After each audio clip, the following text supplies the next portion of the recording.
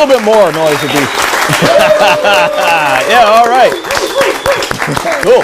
Hello and welcome to Penguin Live, where you have the best seat in the house for the absolute best magic in the world. I'm your host, Dan Harlan. Thank you so much for supporting live magic. Now, if you have ever wanted to add some comedy to your conjuring, you're in the right place, because we have a guy that knows how to do that probably better than anybody else in the entire world. He has performed so much for so many people in comedy clubs all around the world, in cruise lines, for major corporations, at the Magic Castle and other magic show places around the world. And he is going to share with you some very commercial and very entertaining pieces of magic. So it gives me great pleasure to introduce the amazing guy, Thom Peterson. Hey, Thom.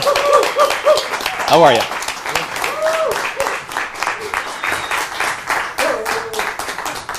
Thanks for coming out. Well, my name's Thom, and before I get started, I'll tell you a little bit about myself, because one of the questions I get asked the most is, have I always been a magician? And the simple matter is no. I had a bunch of different jobs before I was a magician, but my last job, my favorite job, was I actually owned a lemonade stand. No, it was a really nice lemonade stand. I've still got the sign right here. It was simple, just said lemonade. The nice thing about mine was it was portable. I could take it with me. I didn't have to wait for the customer to come to me. This time, anytime, anywhere, all I had to do was take my lemonade sign, give it a shake, and I got a fresh, well, pretty good start to lemonade anyway. No, I know what the problem is. The problem is I didn't use my magic wand. It looks so much better with the magic wand. Keep it right in here. Here we go, with the magic wand. Sounds better too, doesn't it? Woo!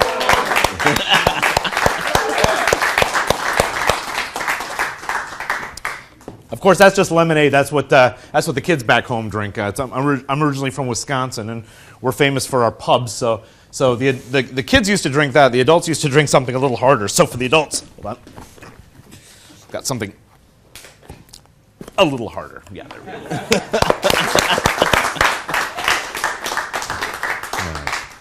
Well, thanks again for having me. I'm going to tell you a little bit about how I lecture. It's a little bit different than some people. I kind of do the old-fashioned lecture. I just sort of do a trick and then show you how it's done. But there's a few criteria that I had when I first decided I was going to start lecturing, because when I'm home, I'm just like you guys. Maybe not you, but everyone else. And I go to magic lectures. And I personally got really tired of going to magic lectures and seeing guys who came up with ideas simply to lecture on. Ideas they would never in a million years use in their actual show. Or they come up with something, and then they come up with something better, and so they take their old crap and they put it in a lecture. Or they find a better way to do it, and they take their old crap and they put it in a lecture. To me, I feel like if it's not good enough for you, why is it good enough for me? So everything I do is stuff that I use day in and day out in the real world. It's all relatively angle-proof, but it's a real material I use. And if anything has changed from the time I put it on video to the time now, I'll tell you what those changes are so I can keep you hopefully as up-to-date as I am. So this is my pet opener. It has been for longer than I can remember. This is called, it was originally published as Lemonade Racket. Now I put it out as a complete kit. It's called Cheers. And for this, what you need is this sort of setup. And I'll tell you right up front, everything I've got is fake. Okay? So it's a plastic glass, plastic ice cubes, plastic lemon wedge, plastic straw, plastic smile. Everything's fake. Everything's fake. Okay. So that's what you need. You need one of these. A straight-sided glass is best. You can do this with a real glass, with real ice cubes, real lemon wedge. Perfectly fine. I used to do it that way. And I never dropped a glass, but you could. And that's what I'm always nervous about. And what I like about this is when I get to a venue, especially when I was doing a lot of corporate work, I didn't have to run around trying to search out a lemon wedge and ice cubes. This way, I just add water and I go. I'm ready to go at a moment's notice. So you need that. You also need a sign. And I'll tell you what, there's all sorts of different ways to make the signs. And I've pretty much done them all. So I'll show you what tends to work the best. For a long time, this is what I was using. This is a double-sided laser print. You just go to Staples or Home Depot or something with the word home in it, and you get them to, not Home Depot, Office Depot, sorry. and you get them to double-side laser print something. I have this done on, in the US it's tabloid, in the UK this would be like A3 size, so that it's large enough that I can trim it down. And then you have them roll laminate with matte lamination. Very important, use matte lamination, because if you use the regular lamination that most office places will use, then the stage lights hit it and it reflects like a mirror and nobody can see anything. This design was done for me by my wife. It's one of my favorite designs, but it's a terrible design to use, and I only recently discovered it because it's so intricate that from 2 rows back, nobody can read this. This is just absolutely gets lost on everybody. So these are some other ones that I've done. This is this is one that seems to be has been very popular. It just says lemonade. It's like simpler the better, and I have them printed what's called heel to toe, so that no matter how it's turned over this way, the lemonade stays right side up. I now have these printed. This is what comes with when you get it from me. You get 2 different signs. You get one drinks that I use for a cocktail presentation, which is the one I'm usually using, and then the lemonade, which I use for more like family audiences or if there's kids in the audience. So, but you can make these yourself. You don't need to rely on me to do it.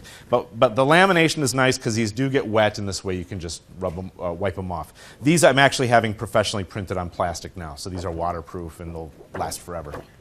For purposes of explanation, I'm going to use just this clear sign.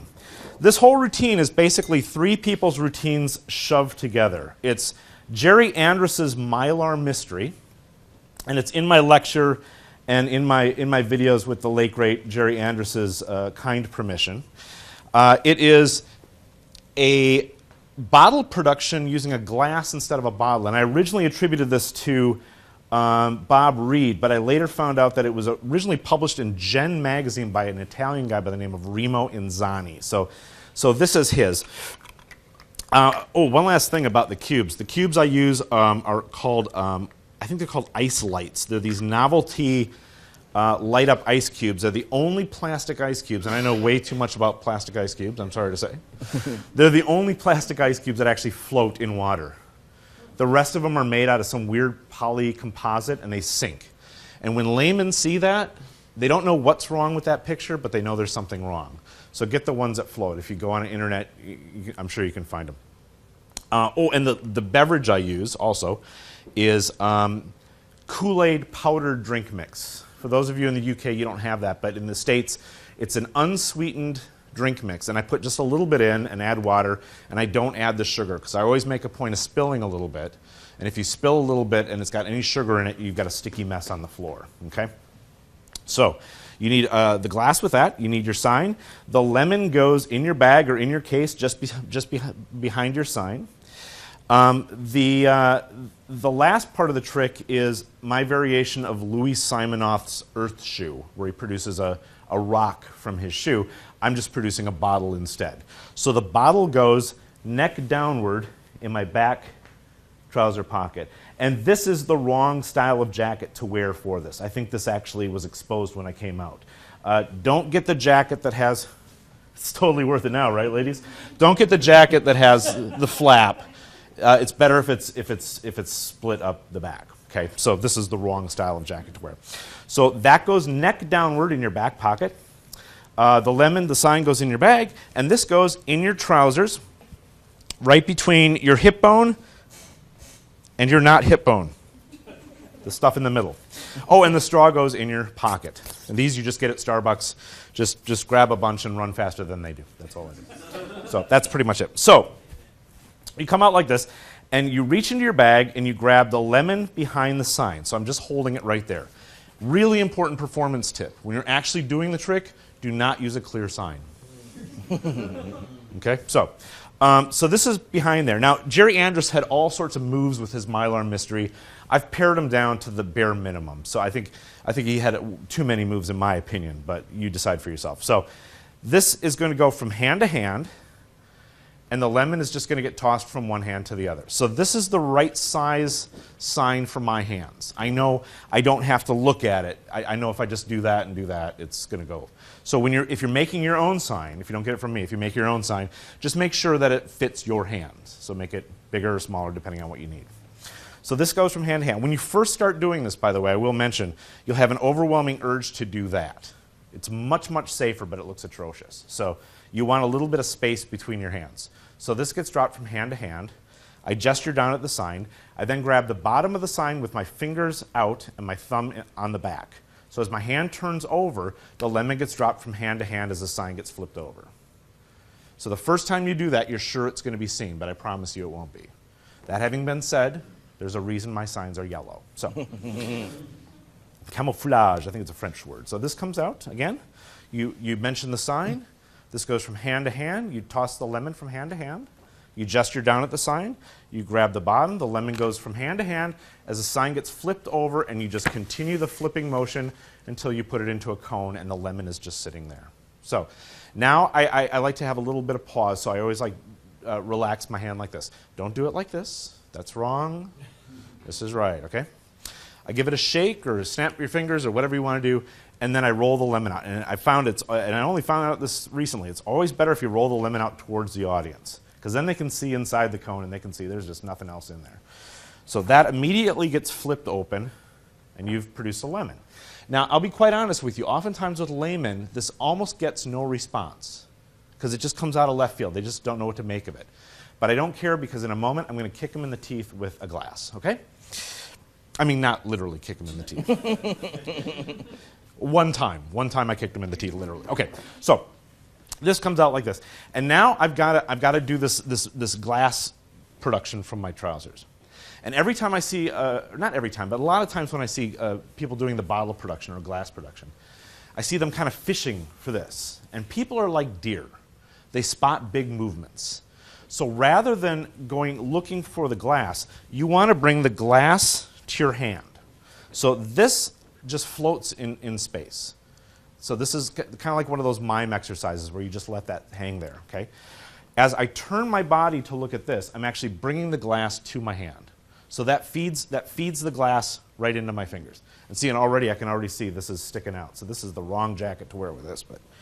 So the glass goes to the hand, and now I got to pull it out of my trousers. But again, remember, people are like deer. If I just pull it out, you'll spot it from, the back of the room. So I have what I call consistency in motion. Both hands go up, both hands come down, and it completely covers that motion. Okay? So, make sense? Cool. All right. Yeah. So this goes, now oftentimes I'll just toss this out to an audience member because it'll be an actual lemon. This is a fake lemon. I'll discuss that in a moment. But I originally came up with this routine as a way to have a logical way of getting a lemon into my show, because I wanted to do a build to lemon. And a lot of magicians, they just pull a bowl out from behind their table and they say, here, pick a lemon. And for laymen, that just came out of nowhere. It's just such a non sequitur. So this was a logical way that I could call back to the lemon later on in the show. So if you don't throw it out in the audience, you can just toss it in your bag or whatever. And now I'm just holding this glass here. There's no move here. There's a couple different ways of holding something. My method is I squeeze it until my fingernails turn white. That seems to work for me. So this literally just gets wrapped around the sign. And the other nice thing about a plastic sign and a plastic glass is the plastic has a little bit of purchase on it, so it doesn't slide as easily. Okay? So I hold this way away from my body, and I pull the straw out. And I hold it way away from my body because laymen think weird things. I don't want them to think I'm going through the sign into a weird pocket or something. I don't know what they think. So you give it a wave, and then this is my favorite part of the routine, because to me, this gets what I call a Scooby-Doo moment. Scooby-Doo, right, the dog? Because when you do this, you see people go, This gets dropped out. I always make a point of spilling a little bit so they know it's not like a novelty sealed glass or anything like that. And then typically this goes on a stool or a table right next to me. If I'm working on a stage without one, I'll just set it on the floor. And that's great all by itself. You don't have to do the kicker ending, and I sometimes don't, depending on what my angles are. I oftentimes won't do the shoe thing. But what's nice about that is it's a great, from a comedic standpoint, it's a great callback. Because whenever I'm thirsty in my show, if I need a sip of something, I can take a sip of this. And this stuff is nasty, by the way. Without water, this tastes like feet. So do be careful of that. But if you're desperate for something, this is there. And then at the end of the show, I'll pick this up and I'll say, hey, you guys have been really great. Thank you, and cheers. So what's nice is I get to remind them at the end of the show what they saw in the beginning of the show. Anytime you can do that from a theatrical perspective, it's just golden. So That's that. Now, the bottle production is, like I said, it's Louis Simonoff's Earth Shoe, and I'm just going to use a bottle instead of a rock. And oftentimes when I see people do this, they'll just take the rock or whatever out of their shoe or out of their pocket, and they'll just shove it in the shoe. Okay, and again, people are like deer, so you got to cover some of these big movements. So rather than do that, I'm going to bring the shoe to the bottle. I'll show you exactly what I mean. I can actually stand like this quite nicely. I can balance like this. Years and years and years of tantric yoga, Scientology training has brought me to this moment. But I want to make it look like I'm struggling to keep my balance. So I'm going to show you the exposed view. So this, it's exposed already. Look at that. Hey, woo! Right there. That's my money maker. Okay. Yeah, thank you. I'm going to play towards you. So the Coke gets moved out of my way, and my hand just goes right on the bottle. I grab the shoe, and then I need to pull this out of my pocket. And again, remember, people are like deer. They're delicious. So as I'm doing that, I bounce, like I'm having trouble keeping my balance. And in the process of doing that, that completely covers that movement. So now it's out. Okay? So now, again, rather than bringing the bottle to the shoe, I bring the shoe to the bottle. That goes into the shoe. I toss the shoe from hand to hand in an attempt for them to lose track of which hand, which shoe, which, just I look at it and then I show it to them. Okay? And this should go in and out of your shoe really easily. Find a bottle that goes in and out really easily. So this is the acting part. This is, if you can get a shot of my face. So acting, okay? Many, many years of training. So this comes out, I give it a spin, bang it on my shoe, because otherwise audiences will go, isn't that one of those Nielsen bottles? The shoe goes back on, and then if there's children in the audience, give it to them because they like to drink. So, so that's Cheers. This is I'll tell you a couple of things to keep in mind. I live in Europe now. In Europe, everything is the old-fashioned bottle cap thing. It's not everything here in we all look like macho men to them because in the States we just kind of go it's like we're all like pirates. So So in Europe, it's really easy to find these kind of bottles. But in the States, if you're using something with a twist off, make sure it's on really tight, okay? True story. I was doing the Palace at the Magic Castle. I was using Mike's Hard Lemonade because it fit with the lemonade theme. I did this with my shoe, and this exploded all over the stage. After me was a manipulator and a dove act. So I was not the most popular guy that night. So make sure this is on really tight. A friend of mine who I gave this routine 2 years ago does it. I don't personally do kids shows. I have a huge amount of respect for people that do. But what he does is he does this in schools, and he pulls out a bottle of Coca-Cola. And he says his setup line was, and he gave me permission to use this, he said, I love lemonade. I drink a lot of lemonade. You know why I don't drink pop like Coke and Pepsi? And the kids will go, oh, because the bubbles tickle my nose, or there's too much sugar in it, or Daddy walks funny when he mixes it with rum. And kids say those darndest things. And he pulls the Coke out. And he goes, no, because it smells so bad. And then he gives it to one of the teachers, and they think that's hysterical. So if you guys do family or kids shows, that's another way to do it. But that's Cheers. Is there any questions about that? No.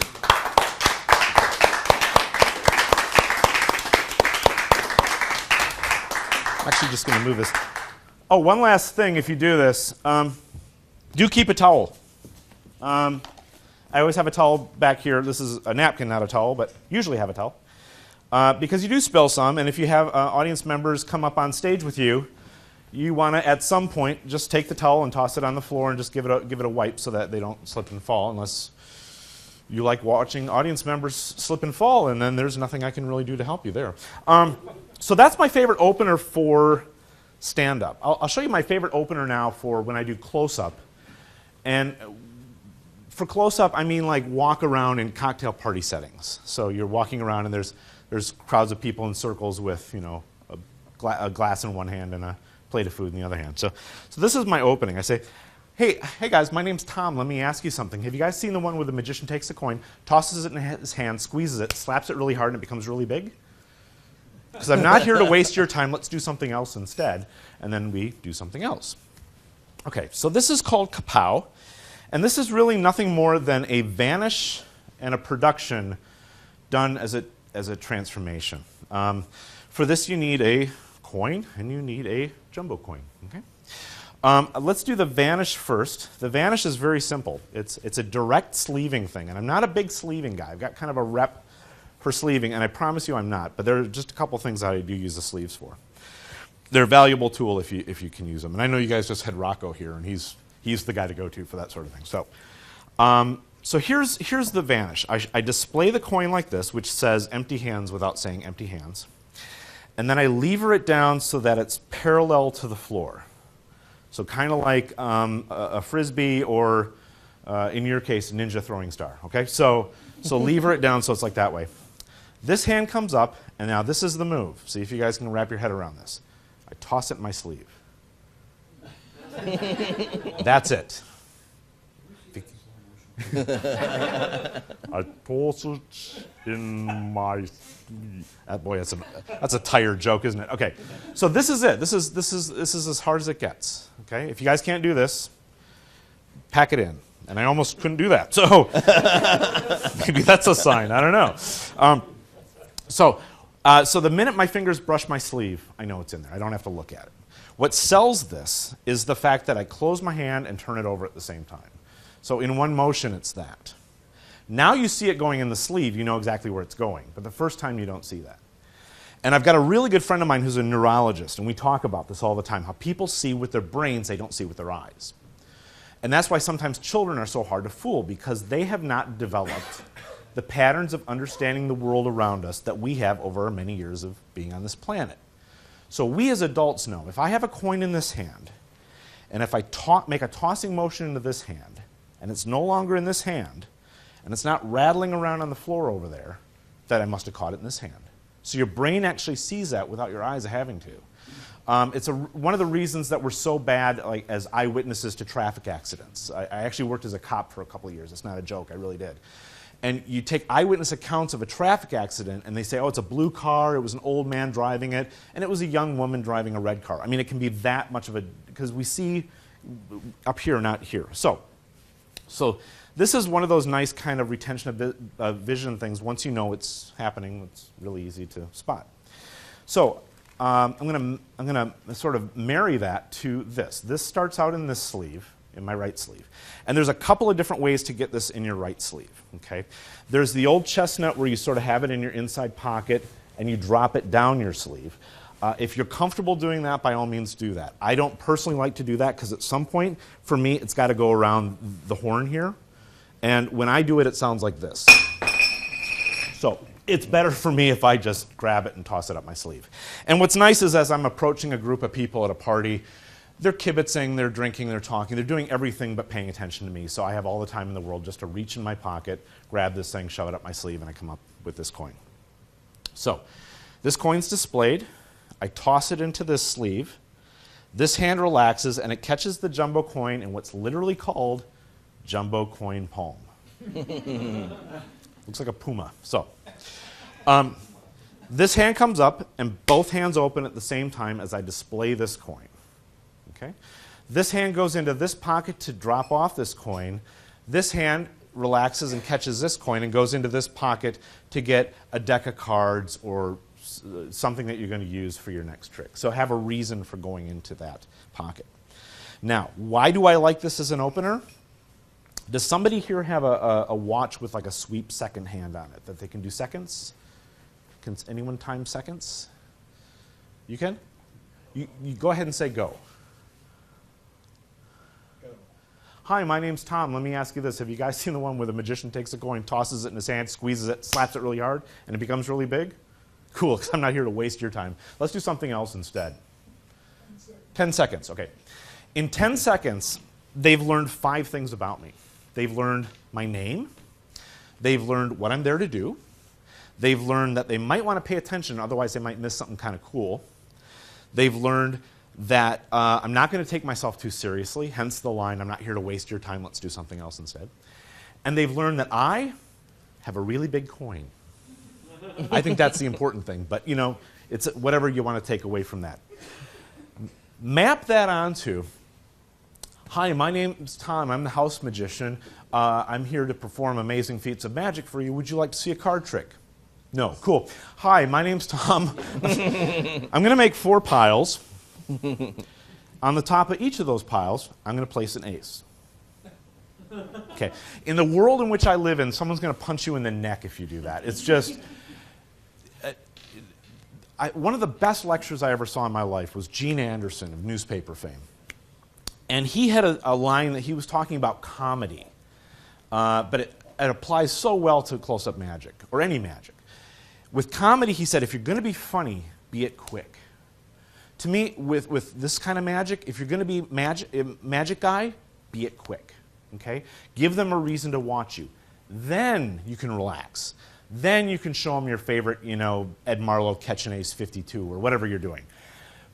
But first, give them a reason to watch you before you start doing the multiple count kind of stuff. So that's my favorite opener for that. Does that make sense? Is there any questions on that? Okay. Thanks. Oh, here was my favorite opener when I used to work at restaurants or banquets. Anytime there was one around, these are those cherry tomatoes. These are, if you travel, by the way, keep these with you because they're a high water content food. They're nutrient rich. Whatever you do, don't do that because it makes a terrible mess and it scares the crap out of the tomatoes. See? Doesn't he look scared? Oh. I know, right? So. Okay.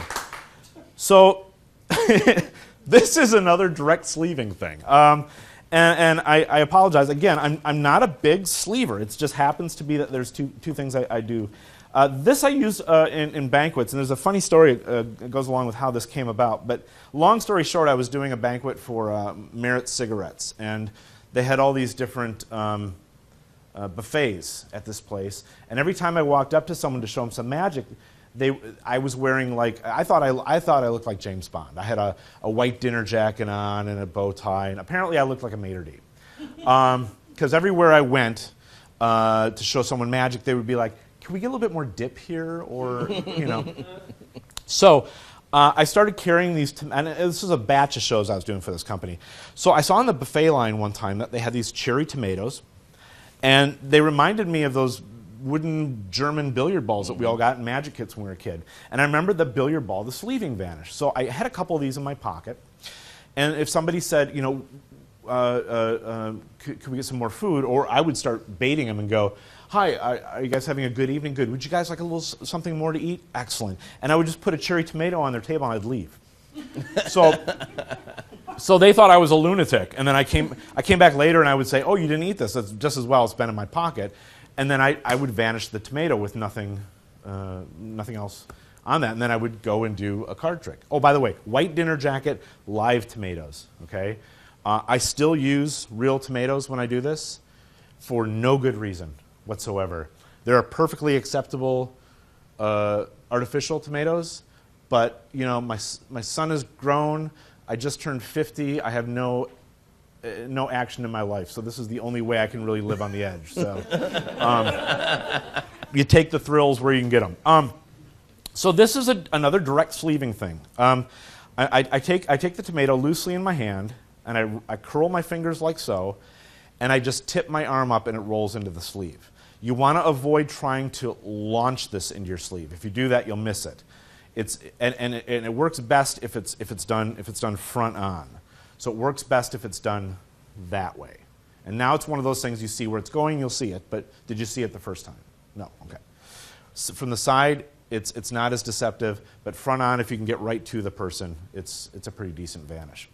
So I did that for a while, and then I started thinking about, well, what would a tomato look like if you smashed it? Would it be happy? Would it be sad? Would it be angry? So I made a whole, because that's how I think, right? So I went to Michael's and I bought all this foam, and you can just buy this stuff and make this yourself. Just cut it out. And to the back of this, I've put heavy-duty double-stick carpet tape. Okay? So this is officially the world's easiest palm. Again, if you can't do this one, pack it in. How I walk around with this now, and I still do this at banquets if they've got a buffet, is this goes in my front pocket, stuck to the very top at the front. So it's out of my way. I can go in there and get other things, but it's just stuck there. So when I want to do this, I just reach in, I peel it off just like I did in front of you guys. I stick it to my palm and I come out and I'm fully loaded. So again, nothing big. I take the tomato, I do that. I say it scares the crap out of the tomato, which says empty hand without saying empty hand. Doesn't he look scared? And I peel this off. Now, when I worked restaurants and I did this, I could do the most complicated Phoenix Aces, whatever. This is what people came back and asked about. Mm-hmm. So don't overlook this. I think it's probably, I put this on my first video, and I think it's the most overlooked thing out there. I never have anyone write me saying, hey, Tom, using the tomato thing, please don't pass this up, because I don't know, we live in a world now where people are like strapping bombs to themselves and walking into cafes. We need this. This is whimsy. Mm-hmm. This is fun, and this is our job, you know. So play with this and try it. Please let me know if you have success with it, because I know I've had an enormous amount of success to the point where in Minneapolis I got to be known as that tomato guy. So I don't necessarily wish that on anyone, but there you go. At this point, if you guys could reach deep down inside your pockets, if you don't have pockets on the clothing you're wearing, feel free to use your neighbor's pocket. If somebody got like a $1 bill, just like a $1 bill, I'm just going to roll my sleeves up on it. Preferably a newer one. This seems to work better with the newer ones. You got one? Oh, yeah. Oh, perfect. I'll show you this really cool trick. This is a great trick to do. This is sort of an impromptu thing.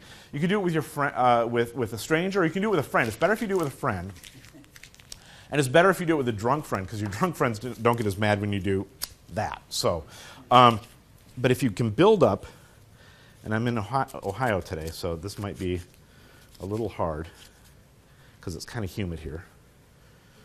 Just if I can get enough static. Sometimes you can get those two balls to just kind of hang together like that. I need a little bit of heat. Hold on. Oh. There we go.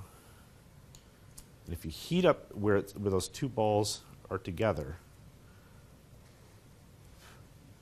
you can actually get those pieces to sort of stick together. More than stick together, they fuse weld back into a perfectly ordinary, usable $1 bill.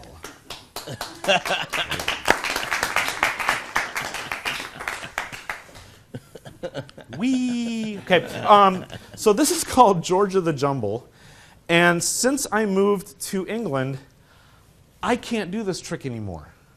Only you guys can do this trick. Nowhere else in the world can you buy uncut sheets of dollar bills. And you get them through, it used to be the Treasury Department, but now it's the Bureau of Engraving and Printing. If you Google moneystore.com. Moneystore.com, that's where you get them. And they're something like $36 for a, or $50 for a 36 sheet or something like that? Yeah. What was I getting them for? Yeah, it's about $60 for about 36. For 36. Yeah, I did the math on this once, and figuring into the equation the fact that you get $1 every time you do this, this trick costs you like $1.30 every time you perform it, and that's cheaper than flash paper. So here's what you do: you go to you buy yourself the big sheets of bills. You order them well in advance, because sometimes they're not like Penguin Magic, so they're not as on the ball. And then you cut them down into rows like this. When you cut them down into rows like that, you're going to have some waste. You're going to lose half on one side, half on the other. So I'm figuring this in.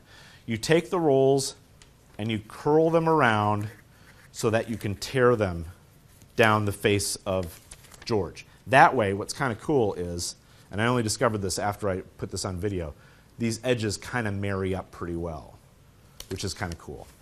So it's a real genuine bill. You crumple up one side, you crumple up the other side, you kind of give them a twist, and you get a configuration that looks something like this. Now, my friend Rich Cowley made a really, really good observation. These serial numbers, if you look at the last, is it 3, 4, 5 digits, they match. If you go a little bit inland, on the serial numbers, they don't. So what he did is the one number that doesn't match. This is such a great idea. He took a soldering iron and he just burns off that number.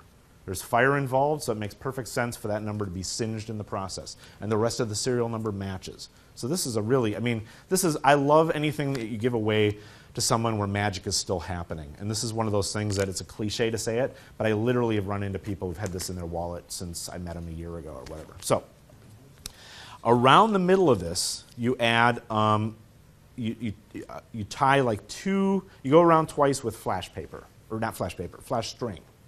Don't use flash cord. Flash cord is way too thick. Flash string. So you've got a lighter in one pocket that you hopefully remember which pocket it is. You have this in your pants pocket, and you borrow a bill from someone. So for the purposes of explanation, we'll just use this and we'll say it's a regular bill. So as they're fishing, as I say, put your hand in your pocket or your neighbor's pocket and find a bill. So I just literally stick my hand in my pocket, and it's not even thumb palming. I'm just holding on to this thing. So I get the bill from them, and with this hand, I crumple it up, and I say, it's better if you do this with a friend. It's better if you do it with a drunk friend, because your drunk friend doesn't get so mad when you do this. And this is a lovely little idea I got from watching a torn and restored bill routine by, I think, Daryl. It was on his Magic Castle lecture video from ages ago. He's got a mullet. That's how old that was. So what, 2 years ago, at least, right? So you make that noise. So this is the whole bill, and this is the one that you've prepared. I'm only showing this part of the bill, though. So you go back and forth to try to get a little static electricity. Try it a few times. And then on like the third or fourth try, big motion covers a small motion. This hand covers up that part of the bill as this hand brings the other bill into view, or the other half of this bill into view. So it should look something like you have two balls kind of stuck together.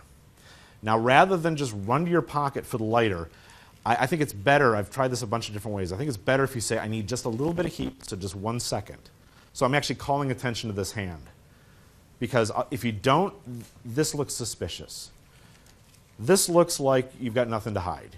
You reach in, you grab your lighter, and I like a lighter that you can light and have your hand open for this kind of thing.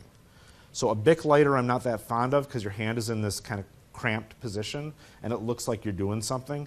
So I want a lighter I can light and I can hold like this. So it's open, it's fair, it's above reproach. And now this is the fun part for me because you can hold this thing way away from the flash string. I'm probably about 3 inches away, and if it gets hot enough, it just goes off. So you got this little pyrotechnic miracle without ever actually touching the string. Put the lighter away, say it actually fuse welds those pieces. It heats up the threads inside the bill, whatever pattern things you want to do. Oh, this is one that I actually did take a soldering iron and take the serial number off. And you show that they've now got a completely restored bill, and give these things away. I mean, give them away as much as you can. I'll do this thing 10 times in a night if I can, because it's just so impossible. So that's Georgia the Jumble. Is there any questions on that? No?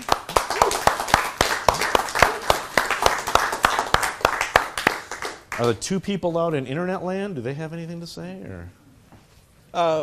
It's just a comment that if you use a bill switch, if you want to retire a real bill at the end, I'm not even sure exactly what it means.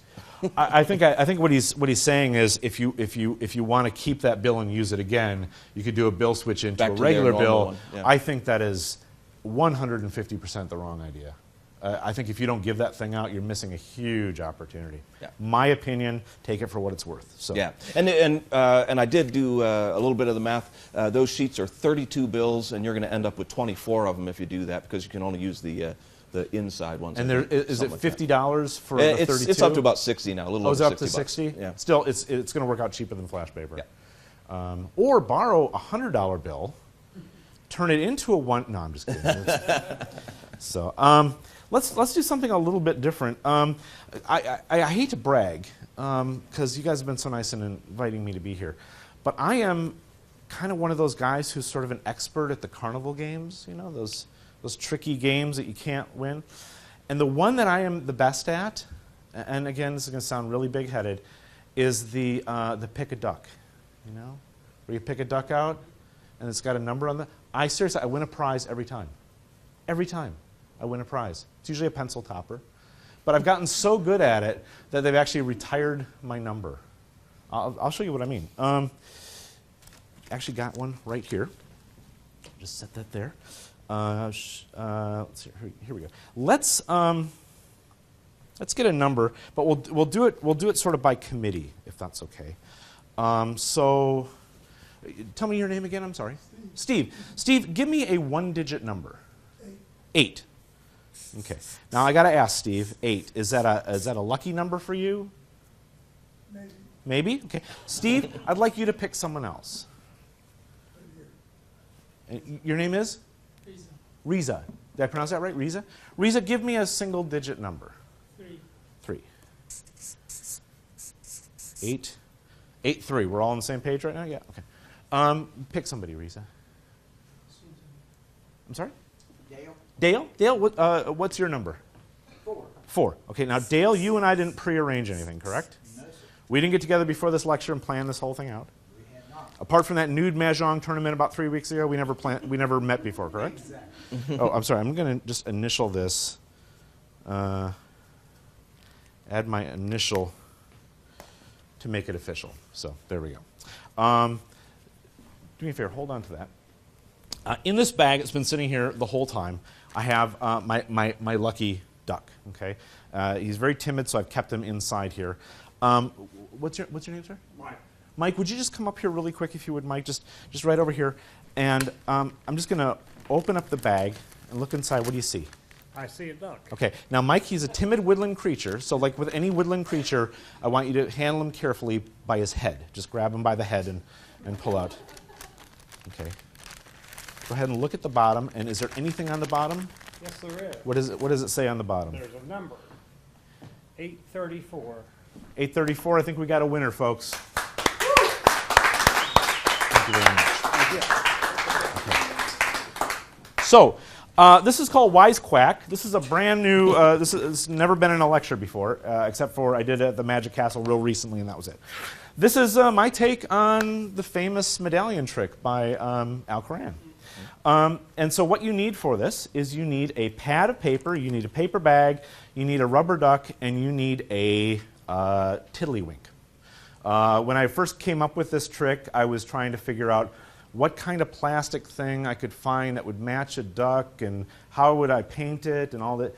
Tiddlywinks come in a variety of colors, and you'll find one that matches it. So, the pad is slightly altered. The pad has, on the very, very back page, it has a very, very small magnet right there. Okay. The tiddlywink also has a small magnet that I've taken a flex shaft tool, a Dremel tool, and I've sort of in-grounded a little bit so it sits flush with the top of this. So those two magnets marry like so. And then on the bottom of the duck, I also have a magnet, and I've taken a Dremel tool, and I've taken out just enough of the duck to be able to inset that magnet. So this magnet marries to that magnet like so. Okay? So for this routine, you have the backmost page covering the magnet. Let me just tear that off, and we'll tear, yeah, there we go. Oh, had 2 pages on that. Holy cow, that's a strong magnet. Okay. So that page goes over the magnet, and the tiddlywink goes right on there. Now, I use a Sharpie marker. Don't use a dry erase marker, because the minute you touch it, it's just going to smear and come off. So a Sharpie marker, once it's on there, you can take a little water and get it off, or you can take like one of those lemon wipes and wipe it off. That's what I usually have with me. So this is your setup, short of your initials. I put my initials just underneath where the tiddlywink goes. So it's just there. So if I hold this with my thumb like that, it's unseen. Okay. There's no real reason to show it like this unless I just kind of do it as I'm taking the cap off the marker.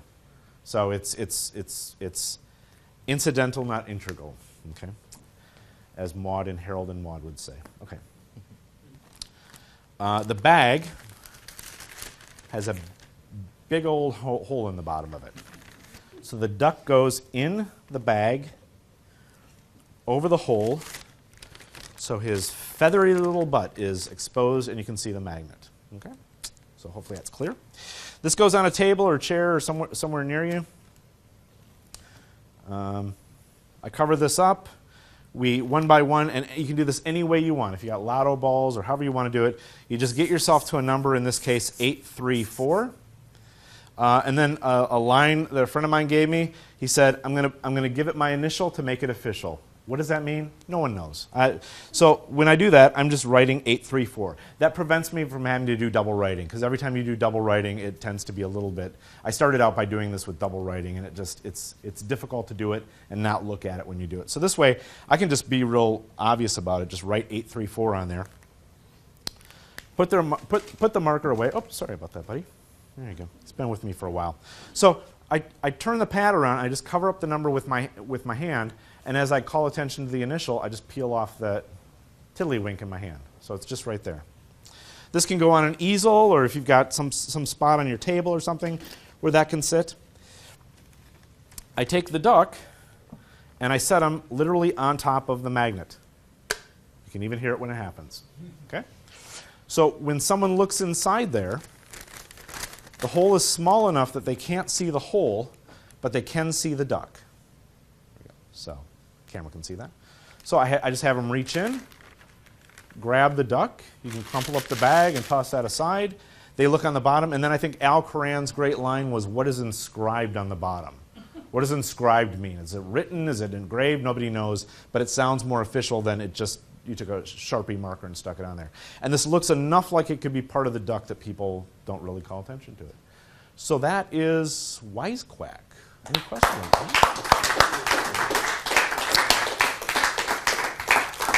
So, everyone who gets into magic a little bit differently. For me, it happened when I was very, very young.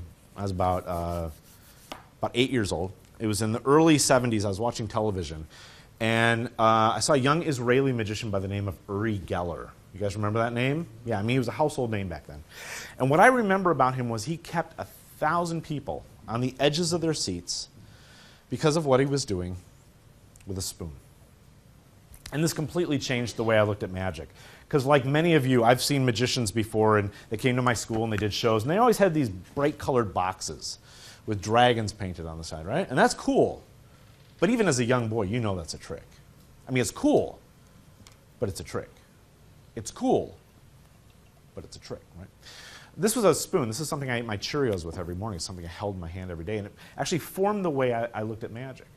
And so I've been working my whole career to try to recreate something that so impressed me as a young boy, and hopefully be able to share the same sense of wonder that I felt. So I brought with me a spoon, and I apologize if you have trouble seeing that in the back. If you have trouble seeing it in the back, come earlier next time. What can I say? You know, better seats up front. So the idea was a simple one. It was just the power of the human mind and a metal object. So here we go.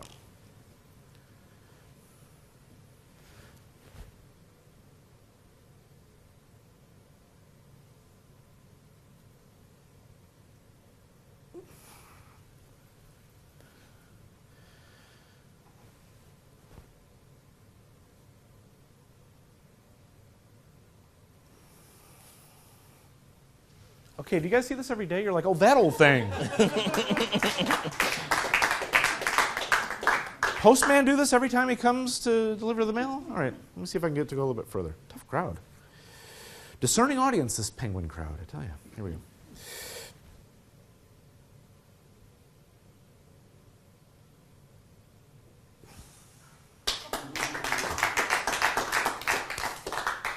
What I think would make this more impressive is if I could actually hand this out to a gentleman in the front row to be examined. And someday I will. Someday I will. No, I'm kidding, and that day is today. Go ahead and check that out and feel it. It's not like a cheap dime store adjustable spoon, right? It's a heavy spoon. It's not one with a spring in it. And it really is solid. It's metal. And feel where it's bent. It's still a little bit warm, isn't it? Would you guys like to see how that's done? Yeah. Bummer. No. No, I'll actually illustrate how that's done. For me, the very best way to illustrate something is, well, with an illustration. I'm something of an amateur artist, so tell me your name again. It's Riza. Riza. Riza or Riza? Riza. You're just so tired, you're just nodding now. Yeah, whatever. Yeah, I'll take what I can get. If you wouldn't mind helping me, you can stay right where you're at. I'm just going to do a little bit of a sketch, but I apologize because it's kind of dark where you're sitting and the lights are right in my eye. Could you tip your chin up just a little bit? Oh, that's perfect. That's perfect. So, Riza, have you ever been an artist's model before? Yes. You have. Excellent. Excellent. A lot of people have, and they just don't know it. The 80s were a confusing time for a lot of us. So, Riza, could you just kind of give me a hair toss? Nicely done. Yeah. I don't know if that was a hair toss or if you were saying no. And I apologize because of the lights. Are your eyes brown, blue? Brown, okay. I just have black, so it doesn't really matter. Just kind of making small talk. Riza, so Riza, where are you from? What do you do? Oh, that's fascinating. Okay, here we go. So, not perfect, pretty good. Remember, again, amateur artist. What do you guys think? Well, I said I was going to explain the spoon thing, right? So there we go. We'll call it figure one, just like they do in the science books. Riza, do me a favor. If you would take the marker. I'll take the spoon back if you don't want to hold on to that anymore. And right down there, if you just write your initials nice and big. Excellent. So one initial. It's right there, just so you guys can see it. So he was very polite. He did it very, very small. So this is the basic premise. When you guys watch someone bending a spoon, especially from a distance, we have, as a product of our evolution, something called an optic blind spot. And it's the spot right in the middle of where the optic nerve connects that we don't physically see with. So we actually look around it. And our brain fills in that information. I think this kind of stuff is just fascinating. So when you're looking at someone from a distance, you're not looking at them directly. You're looking at them slightly in your periphery. And so when you see a spoon bending, it's really nothing more than an elaborate optical illusion. So I'll show you with this, bending the light waves. And, I'll bend the paper in the same way light waves get bent. Some of you guys might know this too with the puzzle with the dollar bill where you can make it look like George Washington is frowning or smiling. It's a similar principle. If I hold it like this, it should look like the spoon is kind of bent. Yes? Yes is like up and down, no is like twisty, twisty, twisty. Okay, good. And if I hold it this way, it should look a little bit like it's bent.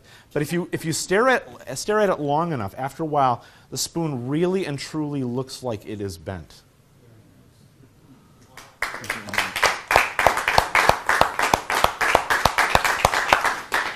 And Riza, if you give that to them on your way out and you give them your mailing address along with that, we'll have that picture professionally matted framed and mailed to your house, compliments of Penguin Magic. That'd be cool, though, right? We should do that. Okay. So this is two effects put together. It is a trick I called spooning, and then a trick called Revenge of the Spoon. I've now put this together in a package because I've made some improvements to both of them. So if you don't want to go on a merry chase, you can get it directly from me, but you don't need to. You can make this yourself. Okay. So here is what you need to do this trick. And it's a fair litany of stuff, but once you've got it put together, you never have to make it again. So you're good to go. I'll do the spoon bending effect first, and then I'll talk about the pad of paper, which is the Revenge of the Spoon. You need two things. Two spoons, I should say. One is bent at a 90-degree angle. How do you get it bent at a 90-degree angle? Well, what I do is I go to LA and I drive on the 405 for like an hour. Then I'm so angry I want to hit something. And I do. I take this back home and I wrap some cloth around the handle, I stick it in a vise, and I take a rubber mallet and I just go to town on it. It's just, and you're going to ruin a bunch of spoons before you get it right, but eventually you'll get it to the point where you're able to just bend this at a 90-degree angle. And I think it's important to use a heavy spoon because I hand these out and people genuinely do take them and they do that. So you don't want something someone can just bend back. Okay, so this is a nice heavy spoon. That's one spoon. You also need a gimmick spoon. This is going to take you a little bit of more work to make. If you're handy with tools, it should be no problem for you at all. I make these myself. If not, go to a machine shop. They're going to charge you $15 and a case of beer to make one of these. So what I do is I take a spoon and I heat up this part of the spoon right here. So it gets red hot, and then I bend this down and I bend this down. So I'm bending the spoon into a U shape. I'm bending it further by the way, just so you have a comparison, further than a 90-degree angle, and that's important. Okay. Once that's done, you're going to discolor the spoon really badly when you do that, so you need to take it to a polishing wheel and get it nice and polished again. And then you cut it in half. To that, I have added a piece of rubber tubing. Now, I came up with this idea years and years ago. The same time I came up with this, a young Israeli magician whose name suddenly escapes me also came up with a similar idea, and he marketed it. And I think Al Mann put out a version of this. I saw Devin Knight was lecturing on it one time. The difference between this spoon and their spoons is all of their spoons are edge on. First of all, they're very thin spoons, but they're also edge on. Great for close-up, but I wanted this for stage. So I wanted something where you saw the face of the spoon and this caught the light. And I do this in theaters, like 1,500-seat theaters on some of the ships I work on. And in full disclosure, I almost always have the luxury of screens and a camera at my side. But a lot of times on ships, because the cameras are crap, they're just not working. And I've had people in the back of the theater, even without the cameras, saying they can see what's going on. So this really does read much larger than you think it does. But it can be done close up, okay? So the tubing I use in the middle, by the way, you'll hunt around for this. This is going to be the hardest thing you'll have to find. It's tubing, it's fuel tubing used in like radio control models and that kind of stuff. It's getting very, very hard to find because the method they used to make this kind of tubing is now illegal because of the EPA and stuff. So I mean, yay environment and boo tubing. So, so with it in this configuration, this is the tube in its relaxed state. If I force it open like this, that's the tube in its excited state? I don't know, what's the opposite of... so that's what it does. So if I hold this with my fingers, all I have to do is very casually relax my hand, and I can get each side to move, or I can get it to move together, and that's the bend. Okay? So that's what this does. The other things you need is you need a magnet gimmick. This is very easily made. Again, go to your local craft shop. In the UK, go to Hobbycraft. In the US, go to Michael's, and get that foam stuff that they use, that I made the tomato out of. Get the stuff that's adhesive backed. I don't know what adhesive they use, but if you take two pieces of the adhesive back and put it adhesive to adhesive, NASA couldn't pull those apart. I don't know what they're using, but it's insane. Inside this are two different magnets, and this holds that. You also need a Top-It. I have a product I call Top-It a Go-Go. It's a Top-It I can move out of the way, or I can take my jacket off. But any Top-It will do. The simplest poacher's bag is fine. If you've already got a jacket with like the Michael Amar Top-It already sewn in, or some other Pat Page Top-It, you're all set to go. You don't need this Top-It, but this is just the one that I use. So you have a Top-It on. This goes into your breast pocket, like so, just like that. By the way, dress shirts, I found this out the hard way. Dress shirts in the UK don't have this pocket. This is considered a casual shirt. So for the dress shirts, I've had to at times take, because I'll forget and I'll put on a UK or a European shirt, so I'll have to take this thing and basically just gaffer's tape it to the inside of my shirt, and it's fine. So that sticks right there like so. And that can stay there the whole time. It's really nice and strong. If you're worried about, if you do something athletic on stage, you're jumping up and down, you're worried about the spoon coming on, just put it inside your pocket, and as you're talking, I'm going to try not to hit my microphone. As you're talking to the audience, you can just pull it out and literally just plant it on that gimmick, which is, I think, what I did today. So this goes in your side pocket, like so, and you're ready to go. So that's there, and you're there. So I pull this out, and I grab the little rubber thing, and I push this against the side of my body, which mostly straightens it out. Now, when I originally put this in my lecture notes, I had this complicated thing where I looked down at the spoon, I put my hand here, and I adjusted the spoon like this, and I could see right where it was before bringing it up into view. Totally unnecessary. When you do this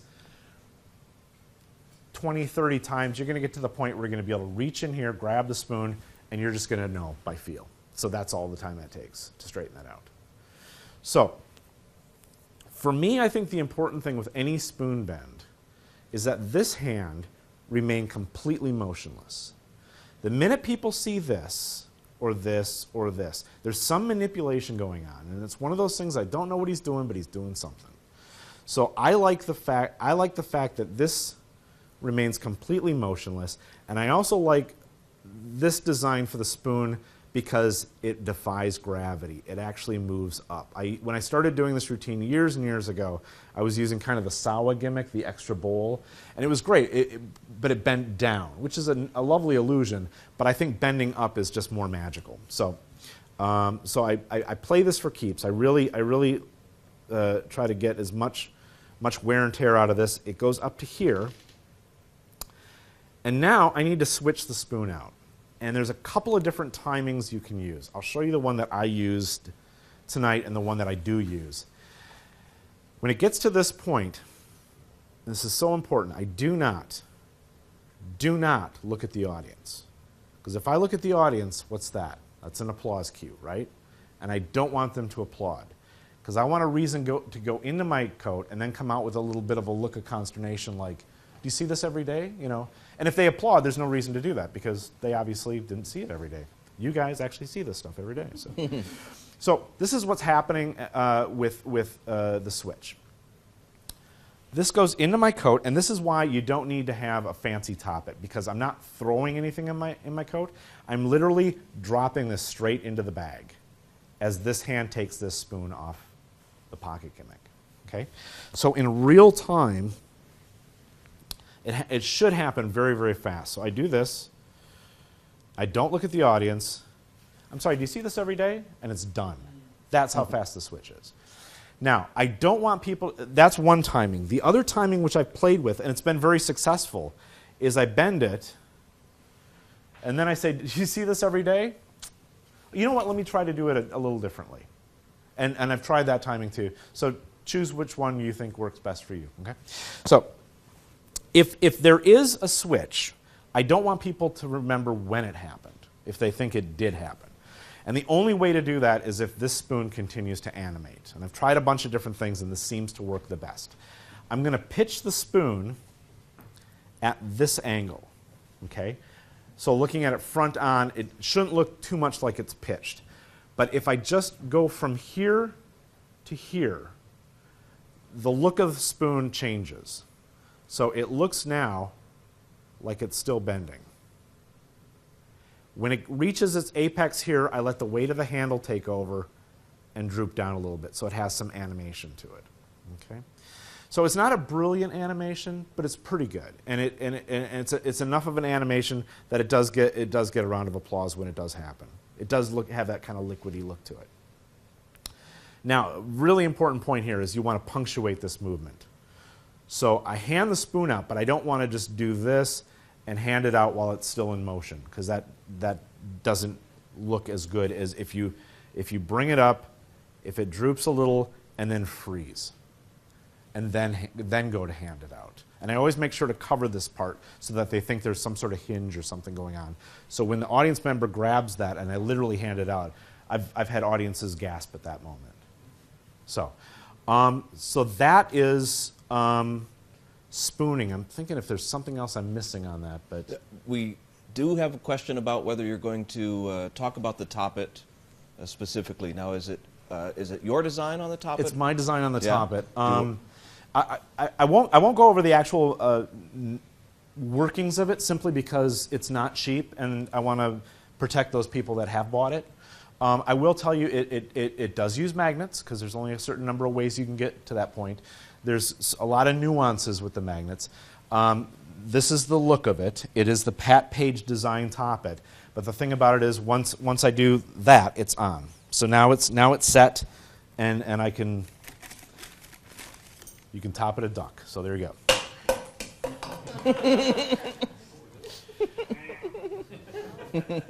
I'm running a special on the toppets this week.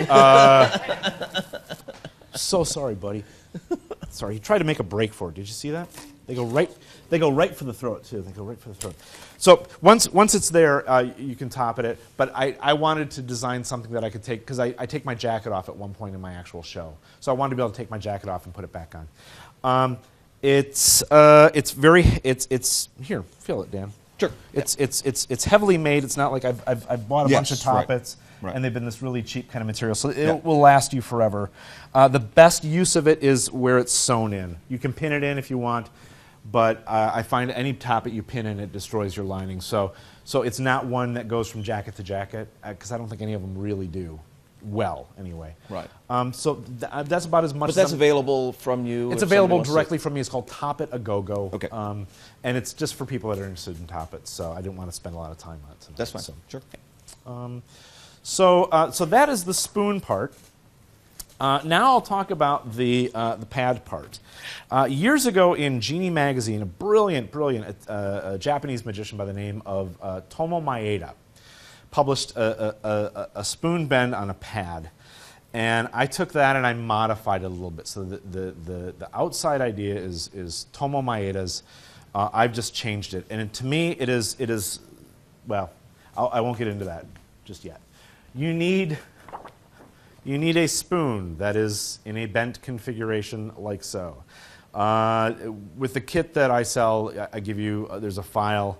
I won't get into detail, but you get a file with every single paper size in the world. So you can make these. The one I use on stage now is A3 size, so it's like twice this size.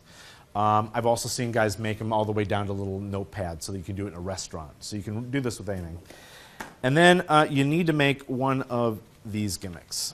This is the very, very, very best use of the out to lunch principle ever. I think it's just brilliant. So how I've changed this from the time it's been in my original notes is you put 3 very, very thin magnets on the back of this gimmick. This page is actually glued down, but underneath this page there are 3 magnets that marry to it. So when this is down, you don't have to worry about wax or tape or anything. This just sticks. When you make the straight spoon, the thing that's going to give this a lot of deceptivity,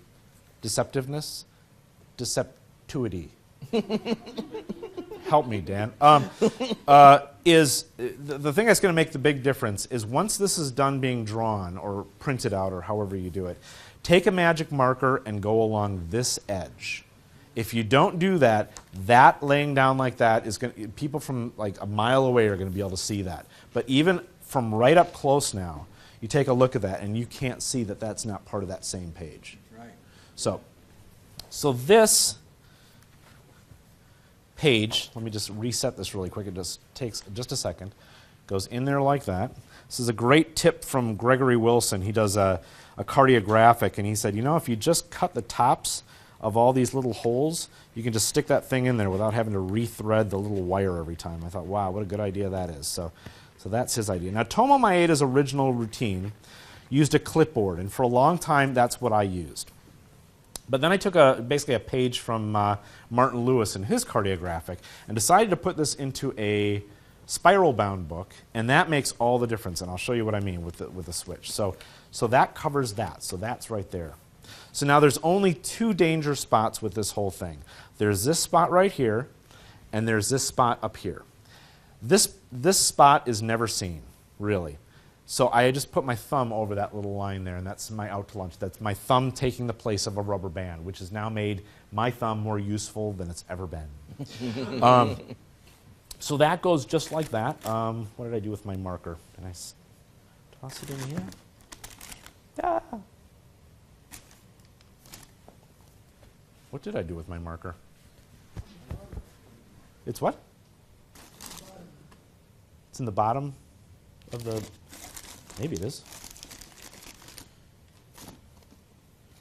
Oh, that sucks. Yeah. Anyone got a Sharpie? I'm sure we've got one back there somewhere. Sorry about that. Did I top it? Oh, one other thing about my Toppet, it doesn't come already made with a way to retrieve stuff. So you can have a seamstress basically sew you a long buttonhole in the thing, but I don't have it that way just because it's not what I needed. So that's bizarre. Oh, here it is. Got it. We've got it. Sorry. It was in the holder I designed to hold it. Thwarted by my own, hoisted on my own petard. Okay. So, the nice thing about this, by the way, is this is a pad. And I work a lot of like ships and stuff where everything I use, I carry on the overhead with me. Anytime I can get any prop to perform multiple duty is golden for me. So I don't do a cardiographic, but if I wanted to for another show, I could build it into this pad. I could use the pad for some sort of mentalism routine. I could probably do a magic square or something like that. I have a bunch of like visual gags that I build into the front of this trick. So the pad can operate on many levels. So anytime you've got something like that, I think that's worth its salt right there. So I hand the spoon to usually a lady in the front row, and I go through a lot of machinations of give me a hair toss, and are your eyes brown or blue? And the whole time they think I'm doing some sort of sketch of them, but I'm just faking drawing the spoon. So when I do, how's that? What do you think? It gets a nice laugh because she's squirming in her seat the whole time, wondering what horrible, artistic rendering of her I'm going to do, and it's just the spoon. So I draw figure 1 on there just because I want people to remember seeing me drawing on this, and hopefully they remember in their mind at least, how laymen remember differently than we do. Maybe remember seeing me draw the spoon. So I go to the gentleman in the front row, I hand him the marker, and now I toss the pad from hand to hand. So when I toss the pad, this thumb now takes over that spot, and this thumb holds that down. So now, even up close, there's I'll just kind of get around with this. There's nothing to see there. This is as good of a out to lunch principle as I think you can get. So I make a real point of saying, go ahead and write your initials right there, and I kind of cover the rest of it with my hand. So if he goes to write up here, I stab him with a fork. You might have a different method, whatever works for you. But I say, just go ahead and write your initials nice and big right there. So he writes his initial or initials or whatever he wants. And now, to me, this is the point of departure from the Tomo Maeda version. His was a clipboard, which meant at one point you had to turn the clipboard and take out the paper like that. What I like about this method is now I'm grabbing the spoon gimmick and the sheet underneath, and this sheet never leaves their sight. So from their standpoint, that's all they see. So now there's nothing to see. There's your gimmick. You can toss this on the floor, on stage, on a table, back in your bag. And now this is just playtime. Now I'm just doing this fold and doing the whole. Doesn't that look like it's bent? Doesn't it look like it's bent? And then this is a very, very slow burn. This isn't a bunch of spring flowers or a dove. This isn't instant applause. This takes people a minute to wrap their head around what's going on here. So don't expect immediate applause, but you'll get it sort of row by row. It's really fun to watch. So that's Revenge of the Spoon.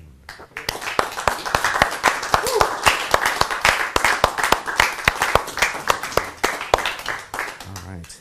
Well, let's switch gears a little bit here. And I'm just going to show you kind of a close-up thing here. Boy, that could have ended badly. Good thing I'm not paying for the props here. Does somebody have a quarter I can borrow? Okay. I'll show you a really cool thing. This is pretty fly. Awesome. Thank you very much. Excellent. In fact, you know what? Since you're nice and close, just reach in and whoop a card out. Beautifully done. No force. You can have whatever one you want. Okay. Just you can have a seat right now. I'm going to show you this. This is so cool.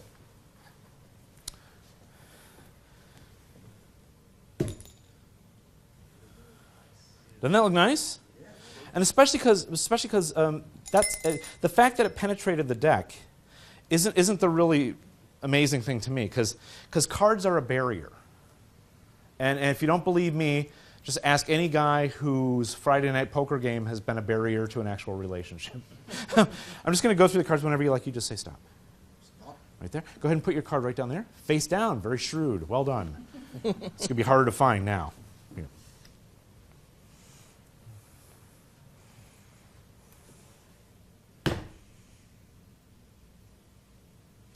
I don't know if you can get in on this, but if you look really closely, there's a little tiny break in that. Would you come here really quick? Can you lift the cards right where the break is?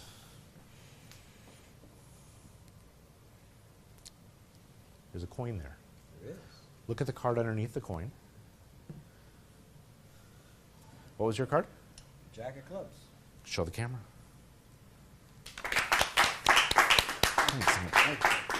I'm going to hold on to your quarter for a second if I could. Sure. Okay.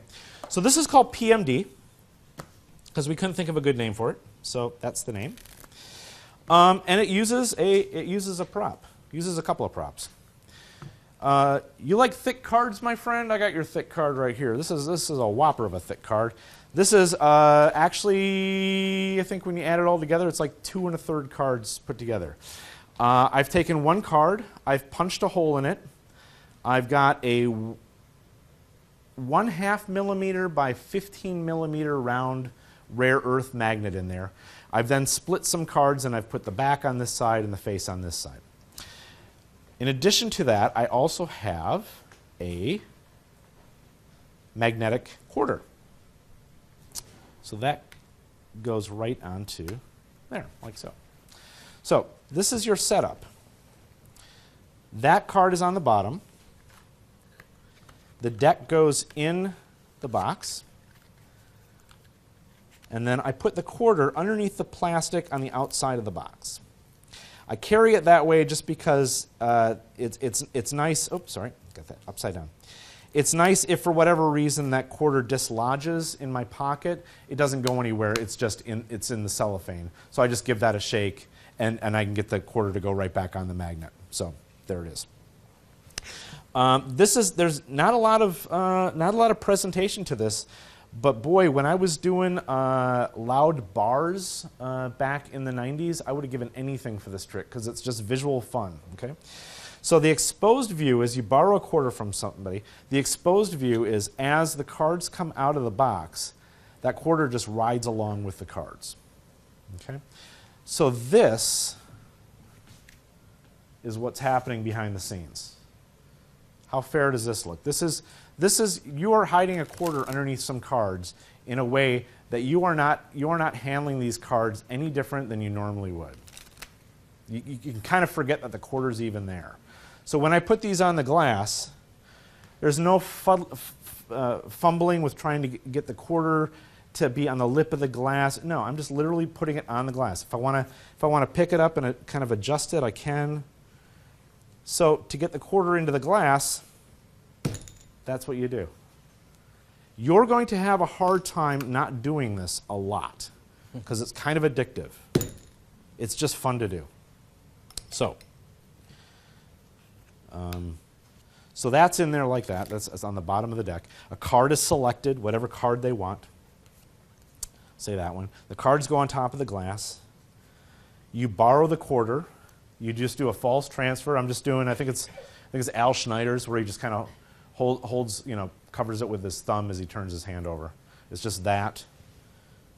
That goes in the glass, and that's just fun. That honestly, I have a hard time not doing this all day long. You take the cards off, and you put them in your hand, and you just cover the quarter with the cards in your hand as you dump that out. So you don't need the glass anymore. And then you spread the cards slowly, and you let that quarter just sort of ride along with your fingertips there. So as I'm taking cards off, hopefully you can see that. As I'm taking cards off, I'm just putting them underneath the quarter. I'm sandwiching them between the quarter. So as I deal cards one at a time, I just say wherever he wants, say stop. He says stop right there. He puts his selection, in this case it's the 9 of clubs, right there. And I'm putting the cards and the quarter right on top of his selection.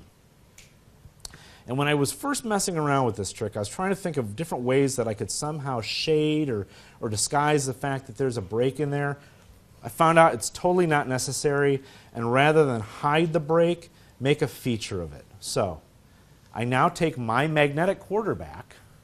His quarter's in the deck now, so at the end of this trick, he gets everything back. So I take my magnetic quarter, I do the same false transfer. If I want to really overkill something, I can have a butt magnet and put it back there, as my hand relaxes. But I think it's easier just to hold it out. Do that, and then make a big point of, look, if you see there's a separation there, there's a separation on the deck, have them come over, and then you've got all the misdirection in the world. Then you can literally go like this. You can go. As they lift that up, and underneath there is their borrowed quarter that they can take with them, and it's their card, and that is PMD.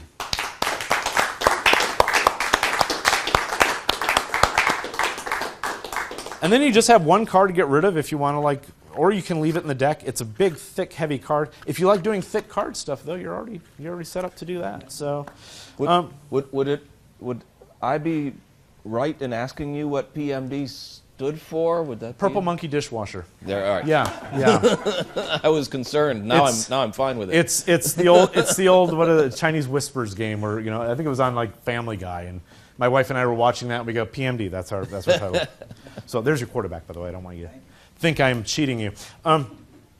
Let's do another sort of quasi close-up one, if we could. Would you mind helping me out? Tell me your name again. Steve, come on over here. Steve, if you would stand right here. This is a routine that I do a lot for cocktail parties when people are standing around. Okay, I'm just going to run through the cards, Steve. Whenever you like, you just go ahead and say stop. Stop. Right there. Take the card you stop me at, look at it, and remember it. If you don't remember it, end of trick. Real stupid. Got it? Okay. Steve, I'd like you to go ahead and place that card anywhere in the fan you want. Anywhere is good. Anywhere, Steve. Steve, really, honestly, it's just, you could work with me or you could... Thanks, Steve. Appreciate that. Okay. Now I'm going to try to find your card. I'm going to try to do it with a casual series of cuts, just like that. If I wave my hand, I snap my fingers, hopefully on top of the deck. 3 of clubs. Yeah, it is. You don't realize I've been trying to cut to the 3 of clubs for like 3 weeks now. I finally got it. You're not celebrating with me. I find that disconcerting. 3 of clubs seriously wasn't your card? Okay. Well, it's pointless to use that one. What was your card, Steve? Queen of Hearts. Queen of Hearts. That's impossible. I don't even think I'm using a Queen of Hearts. Queen of Hearts. Oh, yeah, I guess I am. Steve, actually, you know, do me a favor. If you would just go ahead and put your toes on that. Okay. And Steve, I'm going to just take the queen, place it in the deck, and if I give it a couple of spins, it goes down to the bottom of the deck, up to the top of the deck, and it becomes the...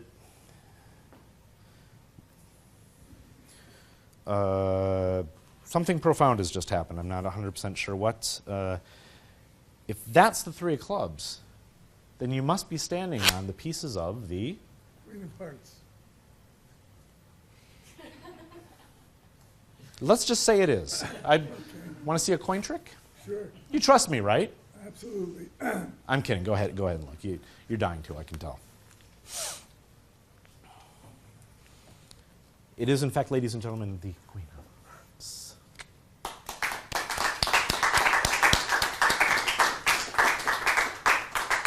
Are you right-handed or left-handed? Right-handed. Hold out your left hand. This is even better. Hold on to the card, turn your hand over, and I've got a lighter. Okay, Steve? Hold it right there, okay?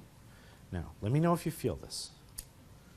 Do you feel that? Warmth, yes. Good, it's fire. If you don't feel it, then we got to send you out for tests, and it's a whole big thing. But if you turn your hand over slowly and open it up, hopefully those pieces have fuse welded themselves back together into the Queen of Hearts. Thanks so much, Steve.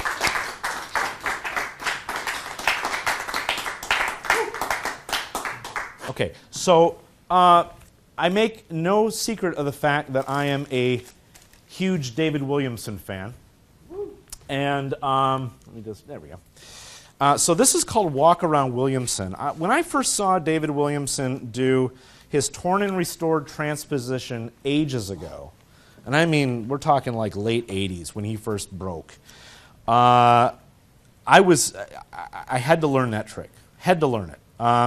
It's such a great trick. There's so much magic that happens in it.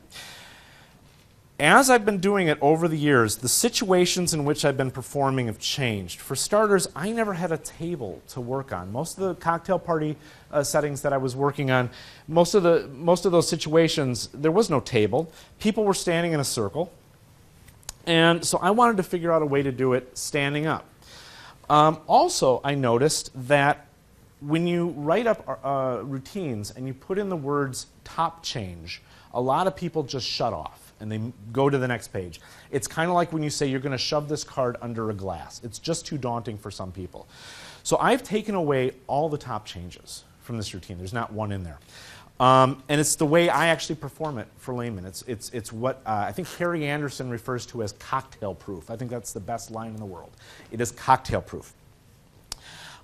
In fairness, I've taken away the very last phase of David Williamson's original routine, which involved taking the creases out of the card. For me, experiences may differ, but for me, it never played. It only played for one person. It just was too small of an effect. And it was kind of, to me, it was anticlimactic. You know, the two cards have transposed, and the one is completely restored, and then you took out the creases. It was kind of like a dip for me. I didn't care for that very much. The nice thing about doing it my way, if you choose to do it my way, is you don't have to have two duplicates of every card. Just grab some cards out of a junk deck, stick them in your pocket, and you're ready to go. So, when I'm performing this routine, I pull out a card from a junk deck. In this case, it's a 7 of clubs. I find the other 7 of clubs, and I put those 2 on the very top of the deck. Okay? You can use whatever force you want, if you want a classic force, if you want a dribble force. The force I use, and the force I've been using for a really long time, I never see anyone use as a force. It was originally written up in Larry Jennings on card and coin handling. It was one of those old, what was his name? The guy with the beard put out a series of like honeycomb book, or not honeycomb, but comb-bound books years ago. Anyway, it's not important, but it was as part of his color-changing deck routine, but I use it as a force. So the force card, in this case is 7 of clubs, is on the top of the deck. I've got the cards face up, and I'm doing the Hindu shuffle. And then wherever they say stop, I in-jog the pack I was just stripping off of, and I turn the whole thing end for end, and I offer them that card. It's just a nice little topological displacement, and it's super easy to do. Versus that, which I don't think I've ever fooled anyone. I'm very, dubious about that. But these 2 cards are on the top of the deck. I strip off cards from the bottom one more time. Wherever they want, they say stop. That gets in-jogged. The whole thing gets flipped end for end. And I thumb off that card that they get to look at. So that's one of the 7s. The other one is right there. So the cards are reassembled with that card on top. And this is playtime with the spectator. This is where you can say, put it anywhere you want. There's real good. Anywhere, but there's my favorite spot. Sometimes they put it there, sometimes they put it somewhere else. It doesn't matter where they put it. You reassemble the cards, and then just do whatever false cut, false shuffle you want to do. If you want, you can simply wave your hand and snap your fingers and say, your card rises to the top, and you do a double lift of whatever card that is. So there's the other 7, there's the double. The double lift is really kind of the only move in this. So you snap your fingers, you do a double, and you say ace of diamonds triumphantly, and they'll look at you and go, no, that wasn't the ace of diamonds. And you turn it down and thumb off the top card and look at it as if you're double checking. Really, ace of diamonds wasn't your card? And you're staring at one of the 7s. Okay? That wasn't your card. Okay. Well, that sucks. And people will freak when you do this, because to them, I don't know, playing cards are sacred artifacts. I don't know what the deal is. It's pieces of paper. So rather than using a table, I just put it right in the circle in front of everyone that we're dealing with. And then I say, what was your card? And they say 7 of clubs. And I say, impossible, I'm not even using a 7 of clubs. And at that point, I just go through the cards, and I find the 7 of clubs, and I strip it out. Now, when I say put your toes on that, that was originally my moment to do a top change. So there was my top change just there. I say put your toes on the card, and I would do a top change just right there. And then I discovered one day that when I say put your toes on the cards, everybody does this. So I literally could do this. When I had the 7, I could say, go ahead and put your toes on the card.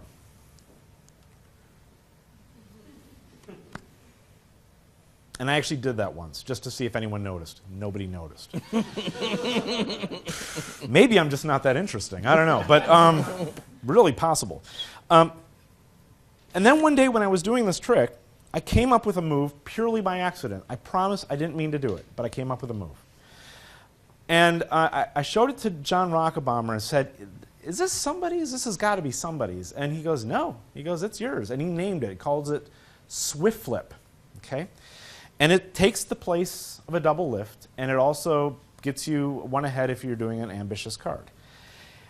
I'll tell you right off the bat, I don't think it's a move you want to do if someone's burning your hands. But this is what's happening. The top card is being thumbed over a little bit. This card is going underneath it, and both cards are being flipped over on the deck. And it just puts you one ahead. So one more time, Swift Flip is just that. I usually do like a slight body turn when I do it, so that they're catching kind of the side view of the cards. But honestly, you can do the sloppiest version of this you want. No one's looking at it. So you've got all the cover in the world. So that's Swift Flip. Now I just turn that double over, and you can do whatever you want. You can rub it on your sleeve. You can do this thing, which I think is from Daryl's Ambitious Card Omnibus, or whatever. Whatever you want, you can snap it or whatever. And you change it to the card that they just saw you tear up and put on the floor. And at that point, I always do my best to act like I'm more confused than they are. And it's really super easy for me, because I usually am. So I just kind of go, wow, something profound just happened. I stick this in the middle of the deck, and I say, well, if that's the ace of diamonds, that must be the seven of clubs. Let's just agree that it is. Let's move on. You guys want to see a coin trick? And it's funny, for laymen, it was, you guys aren't laymen, but for laymen, you have to fight with them not to get them to look at it. No, come on, what, you don't trust me? You can play this. I've gone on for a really long time, and they can't not look at that card. So when they're going down to look at that card, you're going to do a Mercury card fold. And again, all the cover in the world. If you had a marching band following you, you wouldn't have more distraction. So you can do the world's worst Mercury card fold, and I like to think that I do. Okay? So if you don't know the Mercury card fold, get expert card technique, I think. But basically, you're just smearing that one card. You're holding the deck face up, sorry. You're smearing that one card down against your thumb and over. My friend Cody Fisher's got some very nice work on the Mercury card fold. Lots of people have work on this. Again, mine is nothing special. So that's just held under the cards like this. They reach down, they pick up the pieces. They'll turn them over and show them to you. And I just do this, which is the international sign for hand me those pieces. They put the pieces in my hand, and now this is the only thing out of David Williamson's original routine, except for the effect itself, is you're going to switch these pieces for the card that you just folded under the deck. It's a topological inconsistency, but it just goes right by people. So basically, the deck just goes into that hand as you hand these pieces out. I ask them if they're right-handed or left-handed. You got to just play with this. For me, it doesn't matter what they say. I always put it in their left hand, because I can take their hand, close it, and turn it over a la sponge ball manipulation much easier than I can. If I do it with the right hand, try to turn it over, I do sort of a wrist throw. So it turns into a judo demonstration. So this is better if I just do it this way, because then it's more polite in a cocktail party setting. So that's in their hand. This hand with the pieces go into this pocket. As I pull out a cigarette lighter, which I put in the wrong pocket, as I pull out a cigarette lighter, I always put it on the back of their hand. One more reason for them not to open their hand prematurely. Okay? I just light the lighter. I say, can you feel that? I always have some jokes about that. Can you feel that? They'll say no, and I'm like, really? It's fire. How can you not feel that? Maybe see your doctor in the morning. They open their hand slowly, and that's their restored card, the seven of clubs. Your deck gets a little bit smaller every time you do the trick, but I think it's worth it.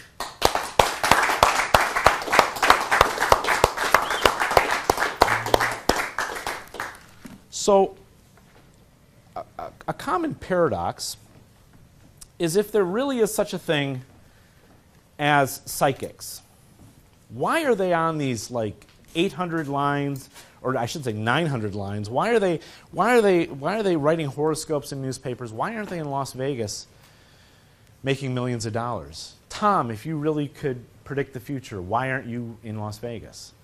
I think it's a fair question. My answer is, I'm working on it. I'm not there yet, but I'm getting there. So what I thought we would do, I'll show you kind of a sort of mental gymnastic routine I go through every day to get ready to possibly go to Vegas.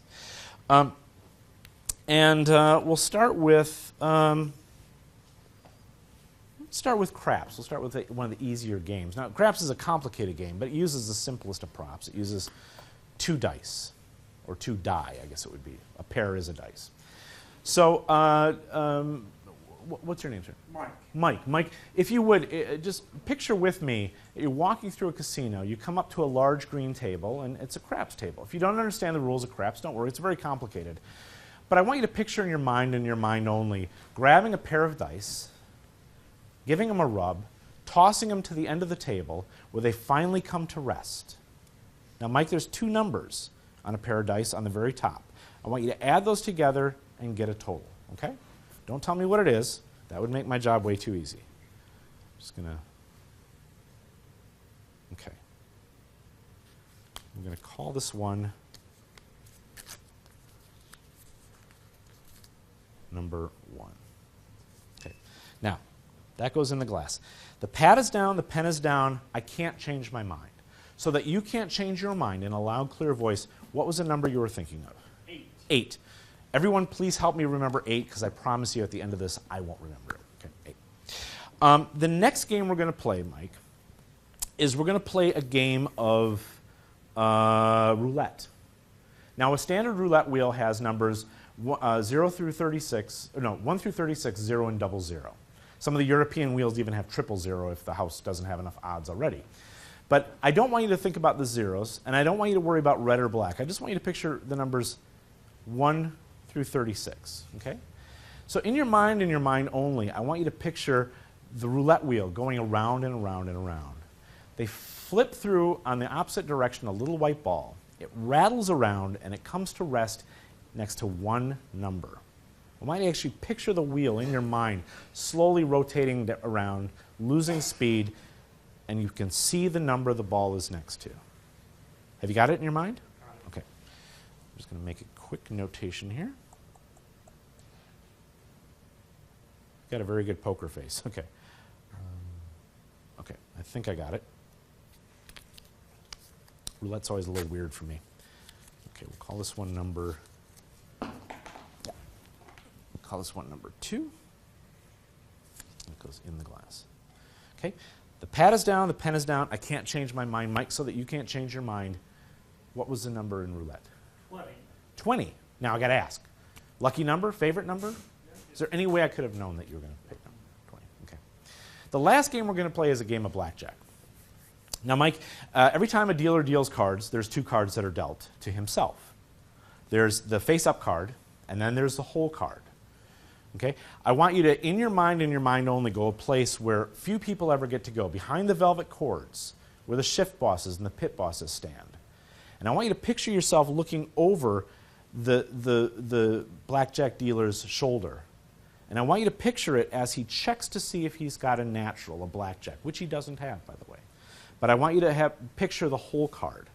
So a value and a suit. Okay? Now, make this a little hard on myself, on me, if you would. Don't pick an ace, okay, because that's too obvious for blackjack. And don't pick a king, because for whatever reason, everyone picks on the kings. But I need a value and a suit. Have you got it? Okay. Okay.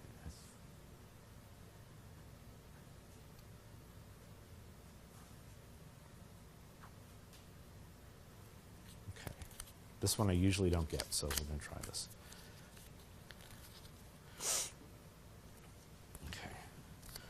Pad is down, the pen is down, I can't change my mind. Mike, so that you can't change your mind in a loud, clear voice, what was the card you were thinking of? 7 of diamonds. 7 of diamonds. And again, I have to ask, lucky card?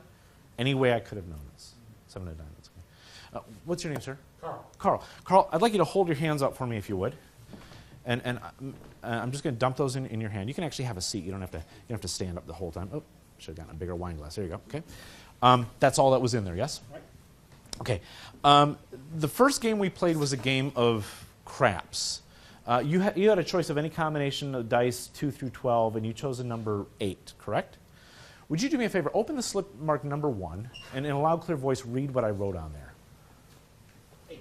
8. Wow. Well, Oh, hold on. Can we get a microphone for Carl? Here? Yeah. I could just. Otherwise, they won't be able to hear him. I at home. understand, So I understand. go ahead and tell us what's on the slip. 8. 8. There we go. Okay, I could just be lucky, though. You don't know. The second game we played was roulette. Mike, you had a choice of any number from 1 to 36, and you chose 20. Would you read what I wrote on slip number 2? 20. Excellent. I'm on a roll. I can feel Vegas in my future. The last game we played was blackjack. You had a choice of any card in a deck of 52. You chose the 7 of diamonds. Would you please read what I wrote? It's in the envelope. It's in the envelope. Ooh, a cryptic message. Before my birth, I made a prediction. I sealed it in this envelope, and it's been on the wall the whole time. It's been in the envelope of mystery. Can I get an ooh-ah? Ooh-ah. Inside this envelope, you guys are good at this. Inside this envelope is a deck of cards.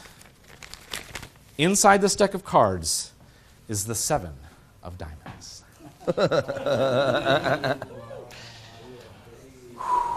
Okay, I knew you guys weren't going to believe me. So before I left my hotel tonight, I went through a deck of cards until I found one card that spoke to me. It spoke in Latin. One card and one card only. You said 7 of diamonds? Honey, if you're watching this at home, pack our bags.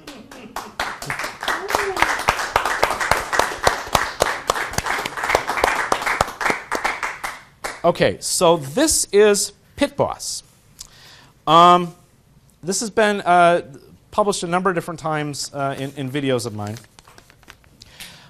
This is my take on the mental epic routine. And I've always wanted to do a mental epic routine, but I didn't like the prop itself. I didn't like the board. It just looked too magic proppy. It's one of those things that exists nowhere else in nature. And if you guys are familiar with mental epic, you know that at one point in the routine you have to move something over and slide I don't know, it's magic. I have no idea how they work. But you got to do stuff, right?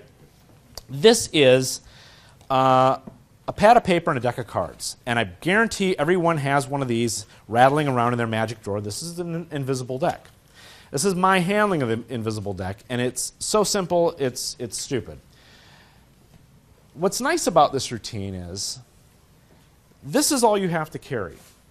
So for a really long time, this is all, I had this sitting in the corner of my bag, and I never did the routine. It was just kind of something that was in the back of my mind. And one day, and I promise if you guys do corporate magic, this will happen to you as well, and I'm sure it's happened to you, Dan, where the organizer comes to you and says, we've had a disaster in the kitchen, can you do an extra 10 minutes? This was my extra 10 minutes. So, it is the simplest one-ahead principle. All you have to do is find a glass somewhere, find an envelope. Oh, and by the way, when you do corporate events, how we always say that we're going to do something with the CEO and make him a star, this is my thing with the CEO and make him a star. I put the invisible deck inside the envelope. I've got one of those sexy wax seals that I wax the back of it. I put that in a bigger envelope with a letter saying, please bring this package to the show on the night that your banquet is. It plays an integral part in my show. That having been said, I always have one of these in my bag because 9 times out of 10, CEOs forget they're busy guys. That's why they're CEOs. But it's a great opportunity to get that guy up on stage and turn him into a star. You've had this the whole time. We're not in cahoots, blah, blah, blah. Somehow you knew, right? Okay. So the deck, I have it in the usual order. I just have all the odd cards on one side, all the even cards on the other. And I'm such a chucklehead that it might be sometimes a couple weeks between doing this trick. I've even written on the box odd, so when I pull it out, I don't have to remember which side is which. So I know when I pull this out, I know I'm facing all the odd cards. Okay? So if they name an odd card, I pull it out this way with evens facing. If they name an even card, the odds facing. So this is your simple one-ahead progression. On the very top page, I write it's in the envelope. That's actually in Welsh, so there you go. Horrible language. No one should ever speak it. While the rest of the world was out raping and pillaging, the Welsh were out stealing consonants. So on the back of that, I write number 3, because that's the prediction for the cards. And on this, I wrote it's in the envelope. On the back of the next page, in the corner, I write the number 1. And on the back of the next page, I write the number 2. That's your setup. So hopefully that wasn't too much work. Okay? Just winded myself there. So this goes in an envelope and it goes someplace in plain view. So there you go. So we start out, and I work from lowest odds as far as numbers go to highest. So I start with dice, I go to roulette, I go to blackjack. You can do it in whatever order you want, but that's my choice. Now, how I script this I think is really important, because one of my problems with the mental epic thing, I should say before that, is there's always two impossible predictions and one really banal one. So it's always name any woman's name in the world, name any city in the world, and pick a card. Okay? And name any kind of flower. Name any number from 1 to 1 billion and pick a shape. There was always one lesser. So what I discovered was if I can't raise the level of that one, which the only way to do that I know of is with pre-show work, which I'm just too scatterbrained to remember to do, then if I could bring the other two down to that level, everything kind of rises. So the only natural place for me to pick a card is in a casino setting. So to me, this whole routine makes so much logical sense. So I start out with the numbers. Now, I always say we're going to play roulette, or craps. And it's not important for you to know the rules of the game. They're very complicated. I just want you to picture 2 dice. Now, you know blackjack. It's the one with the big green table and the 2 dice. Now, the reason I say that's really important, if you guys have done many shows, I'm sure a lot of you have, and I know, Dan, you've done a lot, is at one time or another, someone comes up to you and says, yo, that's my brother over there. I want you to get him. Get him. What, you want me to take a pipe to his knees? I mean, we'll get him. But what they mean is I want you to get him up on stage and make him look like a fool, because we've seen another magician do that. And I think I think that's a very, very, very narrow portion of our population, but I think they give us, the rest of us, a bad name. So my internal monologue when I'm working with someone on stage or in the audience is A, they're the smartest guy in the room, way smarter than me, and B, they're a guest in my living room. I want them to leave with the feeling that they would help another magician again. I think we all remember what it was like when we dropped when some kid in the lunchroom at school dropped a lunch tray, how easy it was to laugh at him. It's an easy laugh to get. And then remember how you felt when you were the kid who dropped the tray.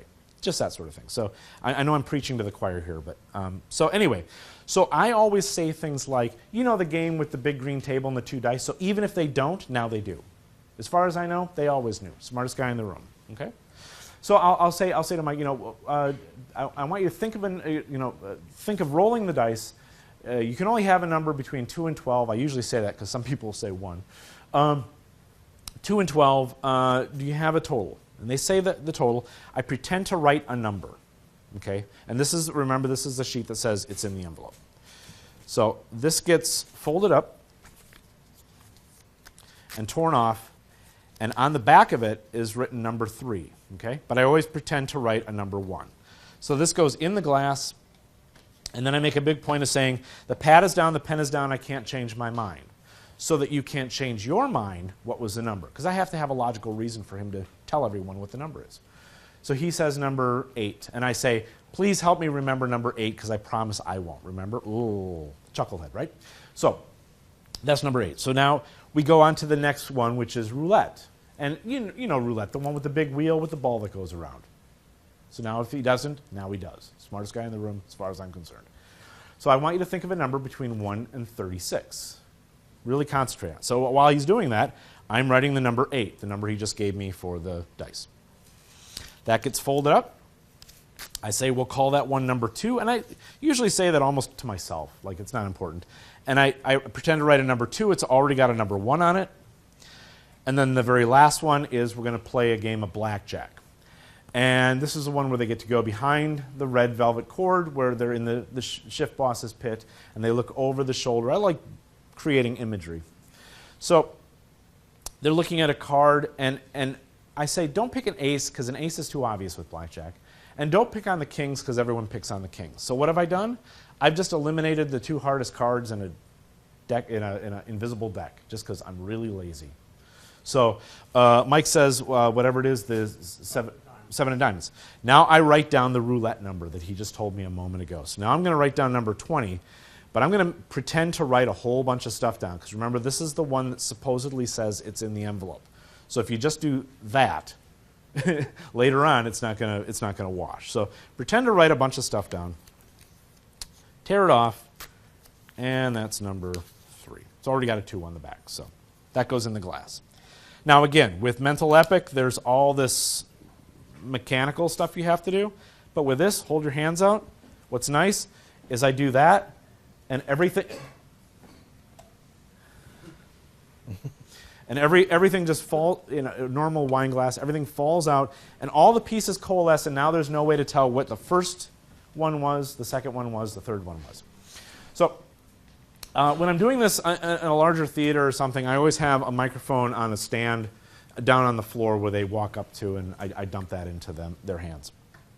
So they read off the first one, it's correct. The second one, it's correct. I always kind of quell them down, just stay in your seats. Oh, you are. And then the last one, I think this is so important because I used to do an act of almost entirely mentalism. And mentalism suffers from a problem that magic doesn't.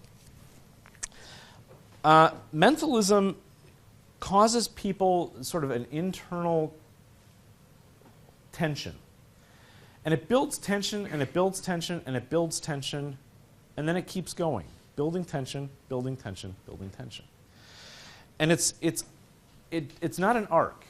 A show should have arcs. So what I like about this is when I pull this out and I dump this out and I say, inside this deck is a 7 of diamonds. You can see everyone's shoulders and neck just kind of go, oh, okay, he's a wanker.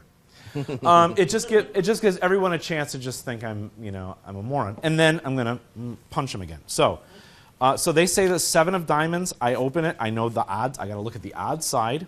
Now there's nothing to remember. There's no 14 diamonds and clubs, hearts and spades. This is a poem that never. No, I just go through the cards until I find the 7 of diamonds.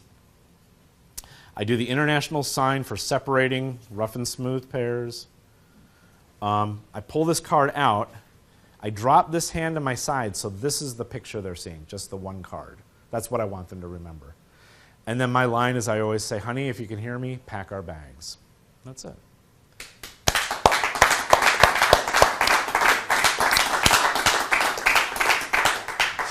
And then don't do what I did, where you put the card back like that. And anyway, but that's Pit Boss, and I urge you to give it a try. It's one of those, I hate to use it because it's such a cliche, but it really is pack small, plays big. Somebody somewhere, I think, did a whole bunch of videos about that nonsense. So,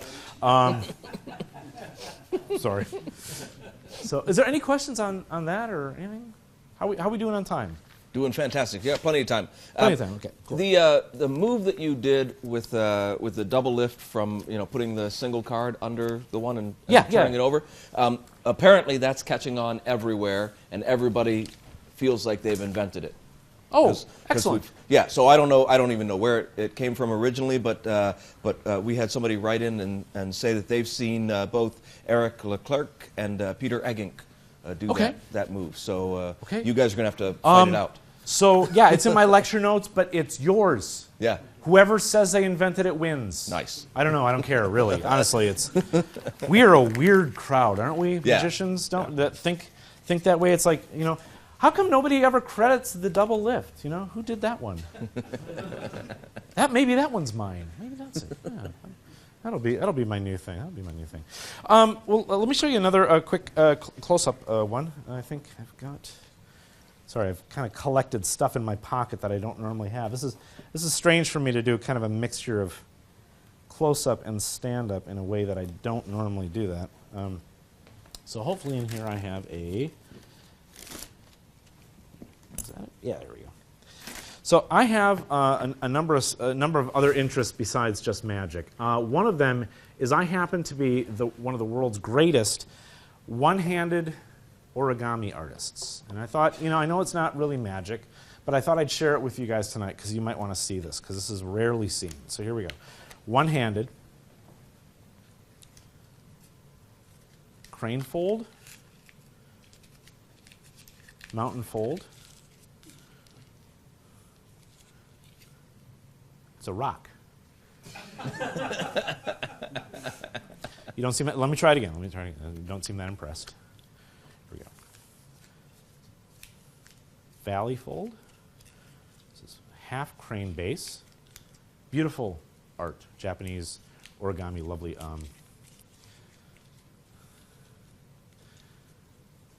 It is the planetary body Neptune. Up, but it's two planets in one. If I turn it this way, look, Uranus. Yeah, I know, right? Yeah. Here, I'll do another one. I'll do another one because I can tell you want to see this. So, here we go. Crane fold, valley fold, monkey grabs the peach. Here we go. It's a beach ball. Now that I've got these, we can actually play a game. Watch. Give them a mix like that. Dan, can you pick Uranus? Oh, sorry, yes. Personal question. Here, but if I take 1, 2, drop them in my hand. If I take 1 and stick it in my pocket. No, wait, sorry. Start with 3. Yeah, that's it. And 1, 2 go in the hand. No, I was right the first time. You start with 3. Oop, sticky. Start with 3. Oh, I remember what it is. It's 1. 1 goes in the hand. These go in the pocket.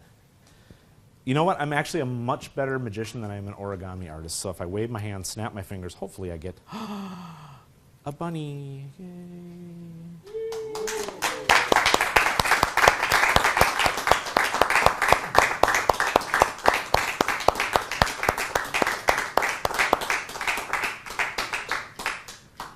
I can do this for 30 minutes. This is great. It's like the home shopping channel. It is. Spinning around. Only 20 of them left. Where's Carol Merrill when you need her, right? Yeah, okay. So did I just date myself there? So, okay. So this is called Rock, Paper, Rabbit, and it's one of my favorite kind of little, not even impromptu, but quasi-impromptu things to do. And I usually do it with a Post-it pad. This is actually a pad from W.H. Smith in England, and Post-its rock. These are too sticky, so use Post-its. Way better to do it. You create a little origami figure. Lots and lots and lots of resources on the internet. Go onto YouTube. I looked up rabbit. Somebody else suggested to me, why aren't you making it a crane? And you could make it a crane. I just wanted to have a little magic theme to it. You need that. You need a pad of Post-it notes. And then you need 1 extra ball. So I recommend just taking a sheet and crumpling it with one hand just like you would the others so it looks the same. So your setup is this goes in your armpit. So this is Gregory Wilson's pit stop banish. So that just goes right there. And I think he does what he calls the not Henny Youngman, but the old radio star, though, you know, Jack Benny, the Jack Benny look, yeah. So this is just going into my armpit, and this is easier to do in a T-shirt or one shirt instead of a jacket. Jacket's a little bit bulky, so it's a little hard to find there. So this goes in your outside coat pocket, or if you're wearing jeans, just in your jeans pocket, whatever. And then this is just you just take off a sheet, you crumple it up, take off another sheet, crumple it up. You can use whatever jokes you want. Anything round can be what these were. Use the Uranus joke at your discretion, obviously. So school shows, churches, great for that. So you make those, and then you do the little shell game, and then you step back and you say, "Can you pick Uranus?" or whatever. And at that point, that's when you retrieve the one out of your armpit. So you just kind of go back, "Can you pick Uranus?" or "Can you tell which one is the beach ball?" or whatever you want to say. So that's just in your hand like so. And now you're doing the 2 in the hand, 1 in the pocket. So the first one goes in the hand. The thing to remember with these is they're very, very light. So if you're used to doing 2 in the hand, 1 in the pocket, with coins or balls or something, these behave much differently. So just bear that in mind. So the second one goes in the hand, and when you do that, you're dropping the one that's finger palmed. So I don't think I have to go over this too much. You guys should know 2 in the hand, 1 in the pocket. But in case you don't, that goes in there like that. And this one sticks to your thumb. This one you pretend to put in your pocket. Now when you go into your pocket with this, you just hold on to it finger palm. So it's just there. Then you go, oh wait, no, hold on a second. Start with 3, that's it. You start with 3, And then you're just going to do the same sequence again. 1, 2 in the hand, dump them all. 1 in the pocket. When the hand goes in the pocket this time, you're going to exchange it for the folded up bunny or whatever origami figure you're using. Oh, wait, no, hold on. No, I was right the first time. You start with 3. Oh, then you take 1. That's it. And you're doing the Bobo switch. So I'm just taking the 1 ball here and tossing it, but I'm tossing the rabbit in that hand as I do it. So it's kind of one of those, I don't know, sort of retention of vision things where you just do this. You toss it. As you pick up the other 2 balls, now you've got all 3. These go in the pocket. The rabbit's in your hand. You wave, and you end crystal clean. So that is your rabbit, and that's rock, paper, rabbit.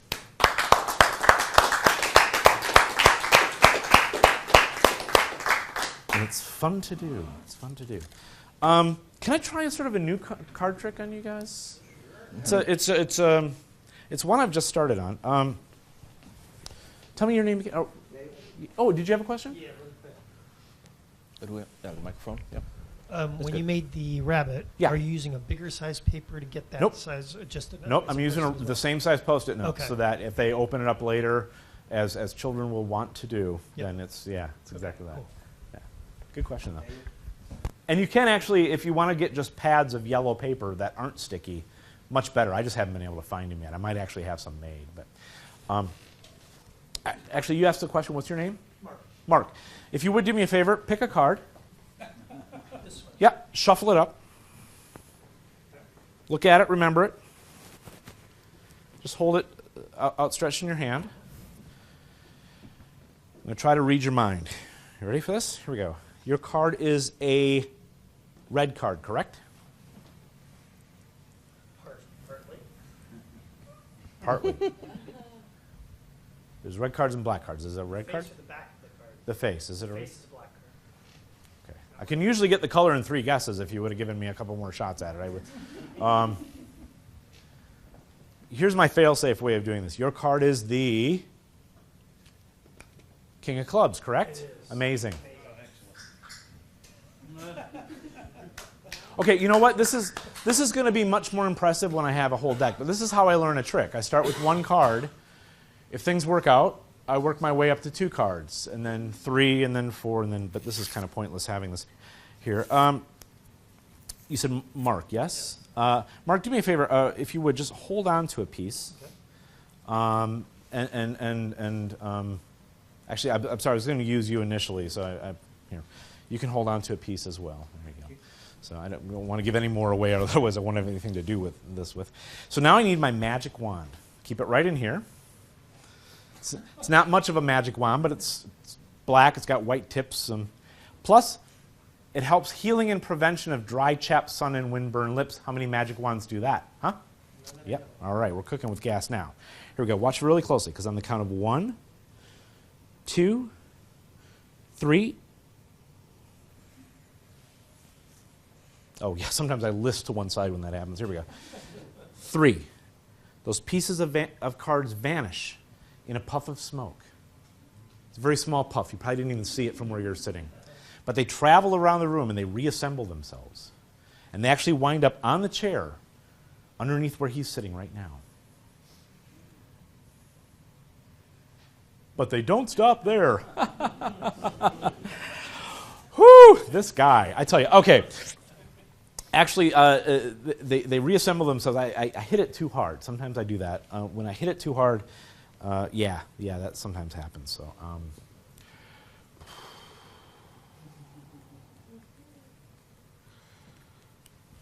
so now, if today is the luckiest day of my life, the pieces you're holding should match this card. Every single tear and line and edge. Check it out. And of course, it matches. Okay. So, thanks.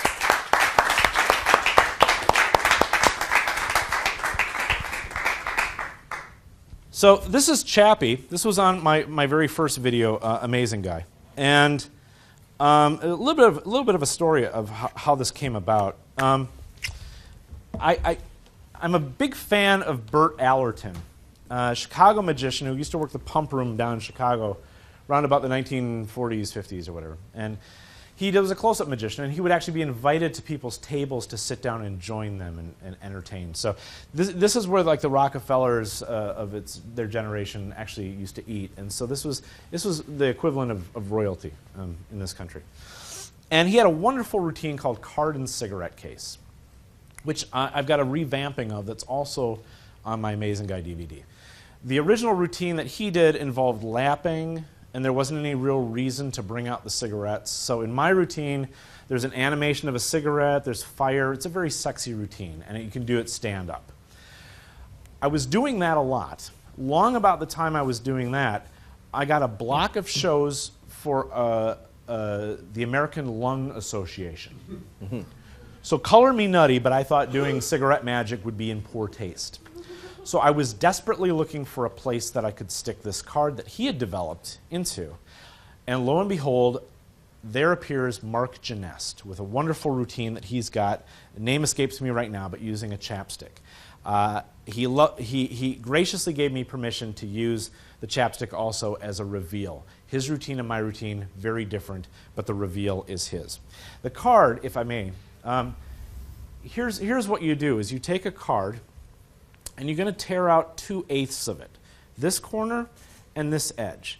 This, in many ways, is better than a signed card, and I'll explain why in a moment when I show this to you.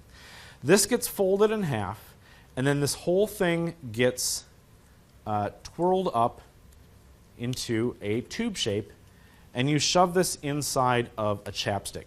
A big performance tip here. Take out the chapstick first and throw it away, or it gets really messy. So that's like that, okay? I'll just let you have that, actually. So now you don't have to go buy your own. This is how I carry them when I'm doing walk around. I've got the pieces that match that card rubber banded to the outside of a tube that has that matching card inside of it. So as I'm walking up to a table or a group of people, all I have to do is look down. I can see the index. I know it's the 7 of diamonds. I take the rubber band off, which ironically is the same size you'd use for Crazy Man's handcuffs or whatever rubber band stuff you do. And then the whole package goes right into my pocket. Pieces, chapstick, everything. Now, if you want, you can force this card on somebody. I don't, simply because this is the one trick that I always have on me. I'm not like impromptu guy. I've got a really good friend that if you give him a straw and a $50, he's got a 30-minute show. I wish I were that guy. I'm not.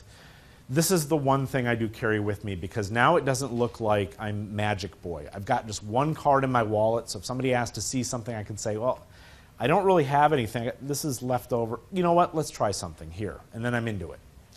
I know a lot of guys, when they go out at night, they have 4 coins in this pocket, a deck of cards in this pocket, a rope here, a zigzag, a white tiger, whatever. I mean, it didn't work out so well for those guys, but you know what I mean. No, it didn't, did it? Anyway, so how I do this is I basically just hand a card out and I say, take a look at that and remember it. And people just think I'm a moron. It's great. And that seems to be a character that works well for me. It's very close, near and dear to my heart. So they look at the card. As they're looking at it, I casually put my hand in my pocket, and I just thumb palm those 2 matching pieces of card that match the one that's in the chapstick. So however it works, whether you force it or whether you just hand out a card, in the process, I tear it up, and I say, well, that was stupid. We can't use that anymore. Oh, and oftentimes, by the way, I'll hand it out, and I'll say, tear the card in half. Or I'll say, cut the card, and I'll make a tearing motion, and they'll tear it, and I'll freak out. So tear it in half, hand those pieces to the person next to you, and then I'll say, hand those pieces to the rather muscular-looking gentleman sitting next to you. And it's really funny. If you're with a woman and her husband, it's funny. But if you're with 2 guys, it's hysterical. Because they'll do anything they can not to admit that their buddy is muscular. So they'll go get the cocktail waitress to tear the pieces. So whatever. So those get torn up again. I do this. They hand me the pieces back. And now I'm just going to add these pieces right on the top as I hand a piece out. Okay? Now, this is why I think in many ways this can be better than a signed card. So there's 2 pieces I just added on. I'm just handing the first one out. And oftentimes, if I do this with multiple people tearing the cards, somebody will say, well, don't I get a piece? okay. You see how cool this is? So now they're deciding what the final outcome of the card is going to look like, not me. It was their idea to have two pieces, not mine. This is another thing that I often do, is especially if I'm in a crowded like bar situation, I'll say, now really hold on to that piece, and I'll let one piece drop to the floor. Now magicians are cool. They'll go, oh, you dropped the piece, here you go. Laymen don't. Laymen want to see what's going to happen. So I take out the chapstick, and now I'm going to do that old chestnut, the vanishing quarter with the pencil thing. But there's a really fine point on this I learned from Matt King, lectured on this years ago. He had a card or a bill in a cigarette, I think was his trick. Is you do the 1, 2. Here's the exposing. 1, 2, 3. This goes right behind your ear. Remember that whole people see with their brains, not with their eyes? This is a perfect example. I have people say that they saw the chapstick touch the pieces of cards and just blink out of sight. So you just build up that pattern. 1, 2, 3, it's gone. And then this is Matt King's tip. You do this like you're looking for it. Look how bloody close my hand is to the pocket. So I'm here and I do this. Now when I turn my body around, there's no big arm movements. It's just boop and they're gone. Now the hand comes out empty. I take this off and I go 3. And again, you'll have people swear that those pieces just blinked out of sight. And then if I'm doing this in a restaurant or in a cocktail party, I'll be turning up, dinner napkins, looking for the card. I'll be, getting people to get out of their seats. I'll be doing all kinds of stuff. And then finally I go, okay, I know what happened. I hit it too hard. This comes off. It goes on your pinky. And for laymen, this is a very weird picture. It's just got a really nice cool factor to it. This goes off. This is my junk pocket, so this goes in my junk pocket. I open this up, and if there's a piece on the floor that I didn't notice, I just go, oh, there was only supposed to be one piece missing. I'm sorry I screwed that up. Here you go. And I hand that out. It's still a pretty good trick. Check this out. And I'll use this when I was doing restaurants or when I'm doing cocktail parties. This is a closer. Don't try to follow this. You can't. You can't follow this. So I just give that to them, and I go, there you go. Make sure that at least your piece matches, and I hope you guys enjoy the rest of your night. And I'm off to the next table. And what's nice about this is, especially when you're doing cocktail parties, is the magic hasn't happened in the layman's eyes until they do that. So you get this weird sort of wave pattern going around the room where people are applauding you at a table you're not even at anymore. And if you're ever working one of these banquets where you're working with 5 or 6 magicians, the other magicians don't know what you're doing, and it messes with their minds. It's so cool. So I highly recommend it. Now, what's really nice about if you drop the piece on the floor, I always watch this. I always watch for it. I wait. I hand this out. I say, oh, gosh, I'm really sorry that didn't match. That should have matched. And then I leave it with them. And as I walk away, you see them do this. You go. They grab the piece, and they match it up. And they're, no way, And then it's chapstick drop, Jesus pose, thank you, So this is called Chappie. Please try it because it's so much fun. And you guys live in the land where black and white chapsticks are a dime a dozen, man. You just find them at every grocery store. In Europe, these are harder to come by, but the UK is now finally getting them. So my friends in the UK, that one was for you. There you go. Okay.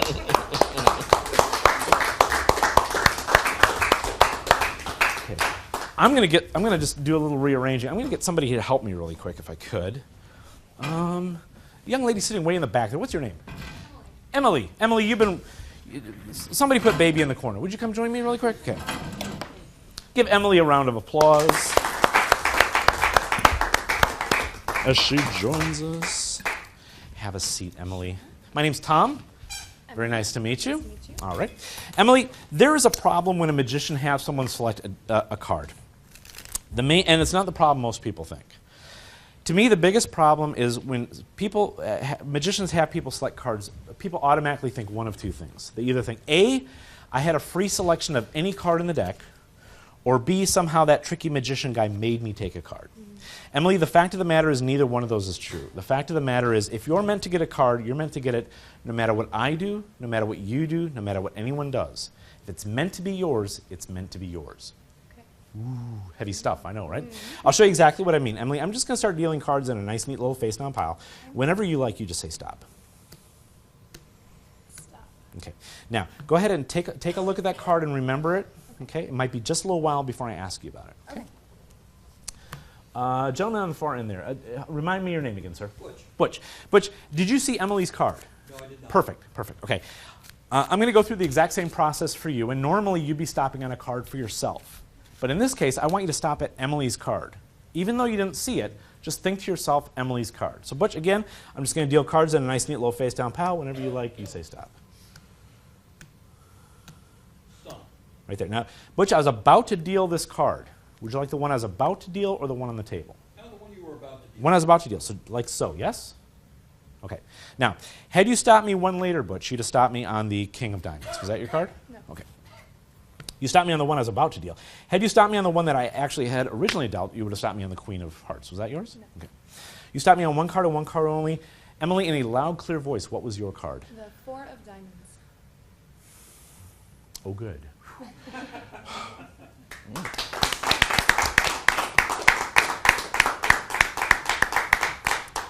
Now, Emily, I've shown that that's your card, even if someone else picks it.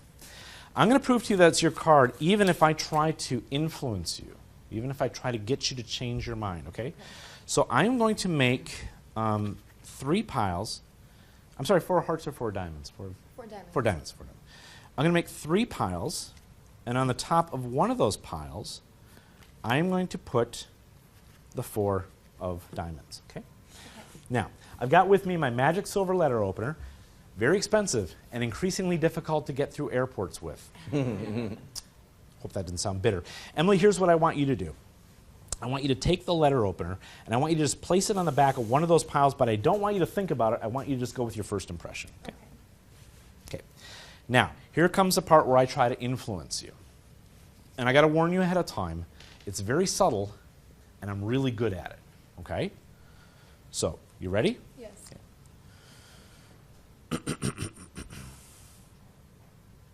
Hey, Emily, you sure you don't want that pile right there?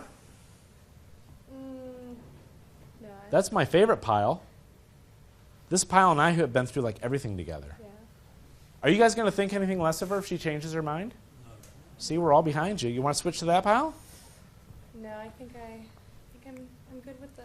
All the cool kids pick that pile. And they smoke. Fact. Google it. Google it. Yeah. I'm really torn. I You're can imagine. very convincing, I know, right? but I think I'm going to stick with the one that I've got. Not this pile. Not that pile. 4 of diamonds. 4 of diamonds. Not even close. Okay, we're down to 2 piles. Emily, this is the part where I try to influence you again. And I'm going to warn you ahead of time, this time all bets are off. I'm going to bring to bear my many, many years of training in neuro-linguistic programming and Scientology, okay? What, it's a real thing. John Travolta's in it. How fake could it be? Come on, okay. Here we go. So you ready? Yes.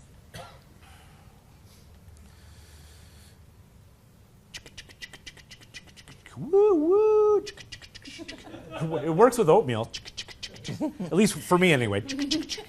I'm usually alone when I do it, but woo, woo.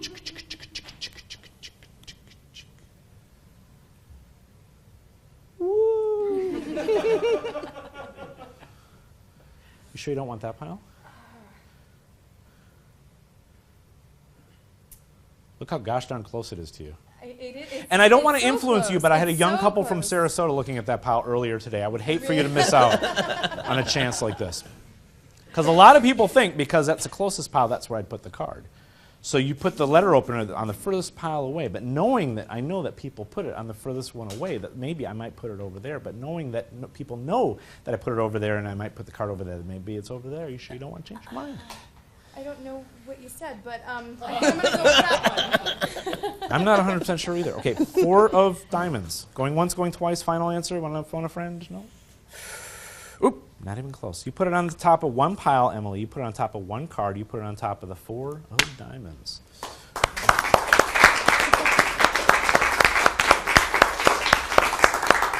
You are good at this. Now, Emily, I've shown you that that's your card. Yes. Even if I let someone else pick it. I've shown you the 4 diamonds as your card, even if I try to use all my wily ways to convince you otherwise. I'm going to prove to you once and for all that that is your card and your card only, and it's up to fate and fate alone. So Emily, I'm going to magician-proof the deck by wrapping it inside a paper napkin, because as everyone knows, magicians cannot penetrate That's a the paper thing. napkin. That's Yeah. And we're bad at sports. So just an aside. Okay. Emily, here's what I want you to do. I want you to take the letter opener and hold on, Miss Grabby. Oh. We need some ground rules here first, okay? The black things are the cards. The nervous-looking white things are my fingers. And I'm not like personally responsible for every dude you've ever gone out with, okay? So, but wherever you like, go ahead and just plunge it into the. Sideways Yep, through? just right on. Just go, baby. Beautifully done. No pet rabbits at your boyfriend's house, huh? Yeah. Single one. Now, here comes an important, maybe life-altering decision. Would you like to take out the letter opener and stick it somewhere else? Let me rephrase that. Would you like to take out the letter opener and stick it somewhere else in the deck? I've been confident so far. I'm going to stick with where I go. If you pull it out, you could be king. It's an Arthurian reference. I've read a book. Shut up. Okay, so No, sure? right there. right Yeah. there. Wow, I like a girl who's not afraid to commit, make a decision. Make sure I don't do anything fake or phony. Make sure I don't do anything tricky, because I'm just going to break this open exactly where you put it. Because this is a cool thing, Emily. You could have put that letter opener next to any card in the deck, but you put it right next to the 4 of diamonds. Thank you so much. My name's Thom. This is Emily. We're Thom and Emily. Give her a round of applause. Now you got to travel with me wherever I go. That's the rule, yeah. All right, so this is a trick very, very near and dear to my heart. This is called Don's Card Stab. This was on my first video, Amazing Guy. It is, I collect card stabs. I just love the premise. I think it's just a great plot. This is, without a doubt, the cleanest card stab there ever is. It's named Don's Card Stab because when I was a kid, I went to Chicago with my dad, and I saw Don Allen do a routine. He never published it. He never put it in print. He never tipped it. At the tender age of whatever I was, 7 or 8, this is part of what I remember of it. I reconstructed it, and I don't think Don Allen gets enough credit for the gifts that he's given the magic community. So it's out of respect for him that I named it that. This is, the thing I like best about this routine is you can do this with any deck of cards. It won't work, but you can do it with any deck. In order for it to work, you need what's called a pop-eye popper deck, sometimes called a rough and smooth one-way forcing deck. There is no long and short. It's not a Svengali deck. It is pairs that have been roughed and smoothed together. So every other card is, in this case, the 4 of diamonds. Sorry, Emily, you're not really psychic. Bummer, I know. I felt the same way when I found out the same about myself. So the nice thing about these cards is when you shuffle them and you apply any kind of pressure, the pairs stick together. And I mean, you don't even have to put that much pressure on it. So oftentimes when I do this routine, you'll see that I'm shuffling cards as much face up as face down. So this just continually reinforces the fact that it's just an ordinary deck of cards. If you lift the cards gently by the edges, you'll separate the pairs. So anytime I separate the cards out, I know that on top of every card, every pack, there's going to be a 4 of diamonds. So the trick is really self-working, and the thing I like about it is you can spend all your time playing with the spectator and concentrating on presentation. There's no work here at all. Easy to do. So you can do any one of these phases by themselves. You can come up with your own routine if you like. These 3 phases just seem to work very well for me and have for a very, very long time. So I start out by dealing pairs onto the table, and I deal them as I'm still talking because I don't want to say I'm going to deal pairs or I'm going to deal pairs. Definitely don't say I'm going to deal pairs. I'm going to deal cards on the table. Stop whenever you like because they might go stop, and then you go. Okay, now it's a multiplying card trick, so it's a completely different effect. So I say I'm going to deal cards on the table. Whenever you like, you say stop. So I've gotten a couple of pairs down before they say stop. So wherever they say stop, I stop.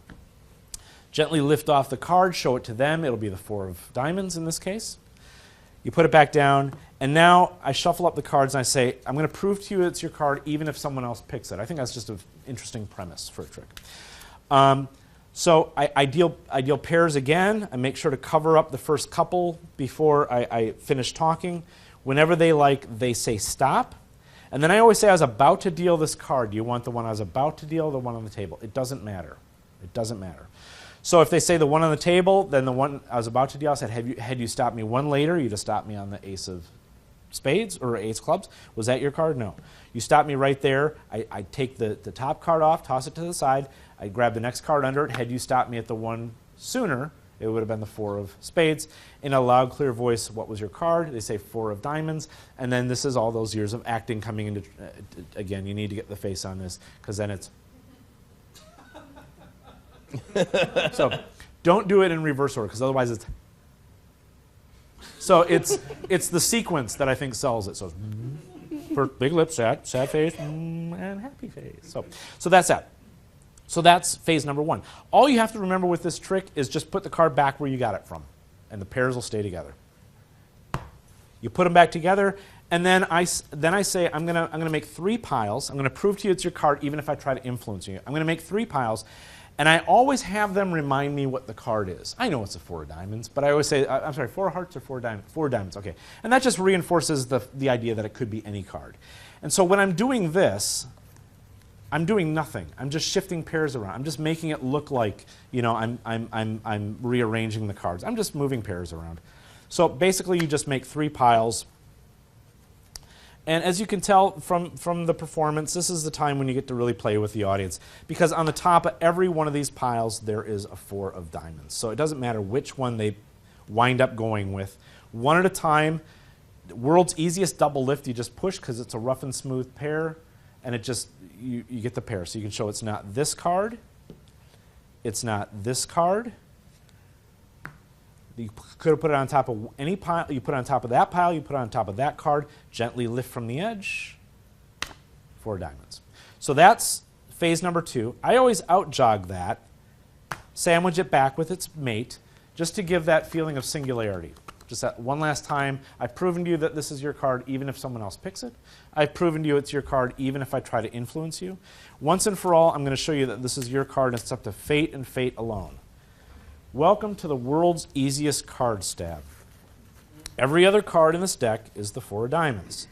So you wrap it up, and the letter opener you get, you want it to be the right kind. When you're looking for the right thing to use, you want something, you don't want to use a penknife because a penknife can be too sharp and it can actually slice cards open.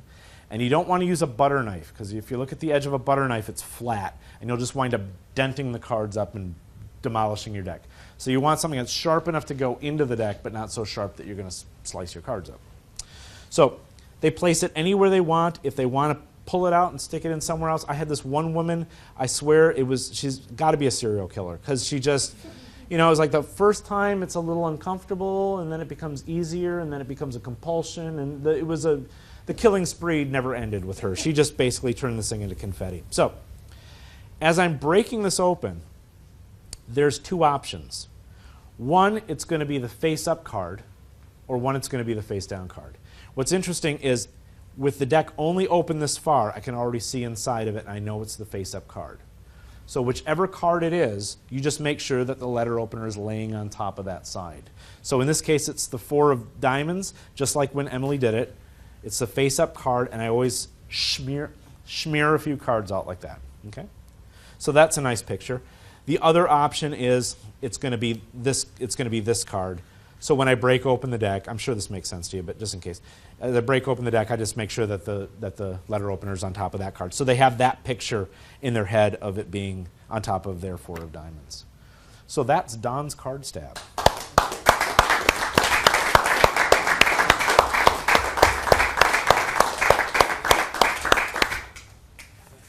How are we on time? Are we still okay? Oh, yeah. Yeah, excellent. Okay. How are you guys doing? Are you waning? Are you doing all right? Okay. Okay. Let me just put this in here. Let me show you. This is another trick that I really enjoy. I came up with this next trick because oftentimes when you're working at either a restaurant or a banquet or something, you're oftentimes performing at a table with people sat around it, and you're oftentimes performing for one person while everyone else gets to just kind of look and watch you perform for one person. So I came up with this specifically as a way of getting multiple people at a table involved in the magic. Would you mind helping me really quick? Come on up here and just have a quick seat. I've got, thank you for your help. Certainly. Butch, yes. Right. All right. Butch, thanks for helping out. No problem, Tom. Butch, I've got 2 sets of cards. Each one has a star, a square, some wavy lines, a cross or an X, and a circle. I've got a black set and I've got a white set. You can have whichever set you want for yourself, the dark set or the light set. The dark set or the light set. The dark set. You see where I'm going with this? Yes, yeah, I do. yeah. You can have whichever one. It's not a magician choice thing. Just pick up whichever one you want. The dark ones. I knew I liked you. Do me a favor. If you would give those a mix. I'm going to give mine a mix as well. So I need you to kind of randomize your cards. I'm going to randomize my cards. I'm sorry. That's okay. And I'm going to lay these down in something of a random order. There, boom. That's good. Which, if you would, one at a time, turn your cards face up on top of mine in any order you want, anywhere you want.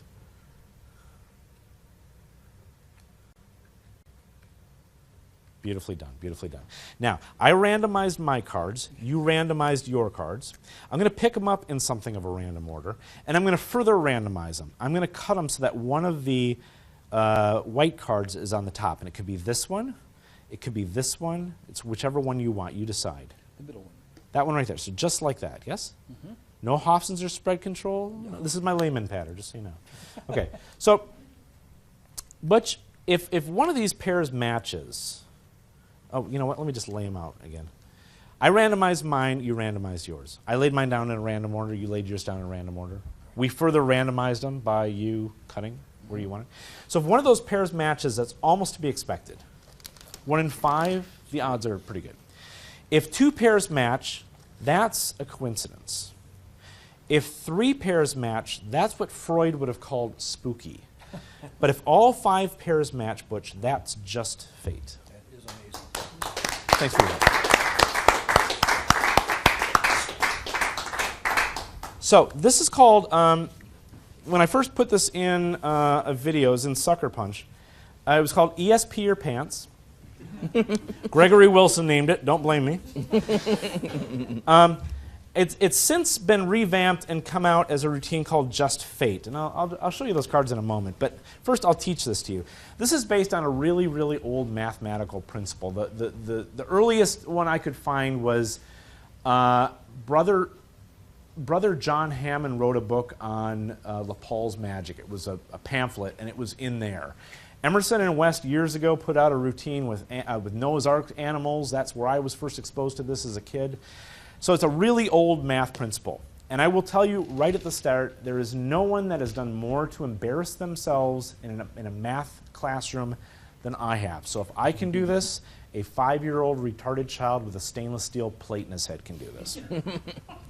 Did I offend? Are there any 5-year-old retarded child? Stainless steel? Okay, I just want to make sure I don't offend anyone. So, if you know anything about mentalism or mental magic, and I'll make no bones about this, this is mental magic, this isn't mentalism. This is old news for you, but for those of you out there that don't know this, think of the circle is made up of 1 line. The cross or the X is made up of 2 lines. Wavy lines are 3 lines. 4 lines. Say it with me, brothers and sisters. 5 lines. Beautifully done. So, don't think of these as shapes, think of these as numbers. So I arrange them in order 1, 2, 3, 4, 5. They get a choice of either set they want, the black set or the white set. It really is a free choice. Whichever set they choose is the set they get. They're mixing their cards up, and I'm mixing my cards up, but I'm just overhand shuffling 1 card at a time, which reverses the order. Then I'm overhand shuffling 1 card at a time, which puts them right back in the same order. So they're still in numeric order 1, 2, 3, 4, 5 from back to face for me. As I lay my cards out, I say I'm going to lay them out in a random order, but I'm not. I'm laying them out 1, 2, 3, 4, 5. I just know that this is the 1 card, so I'm laying it in the 1 position. I'm laying the 5 card in the 5 position, the 2, like so. So there's still 1, 2, 3, 4, 5. It's kind of like a puppet show. It's kind of fun. Okay. So everyone with me so far? Okay. So now they mix their cards up in any order they want. And there's a couple of different ways that this can play out, and I'm going to show you how to handle each situation.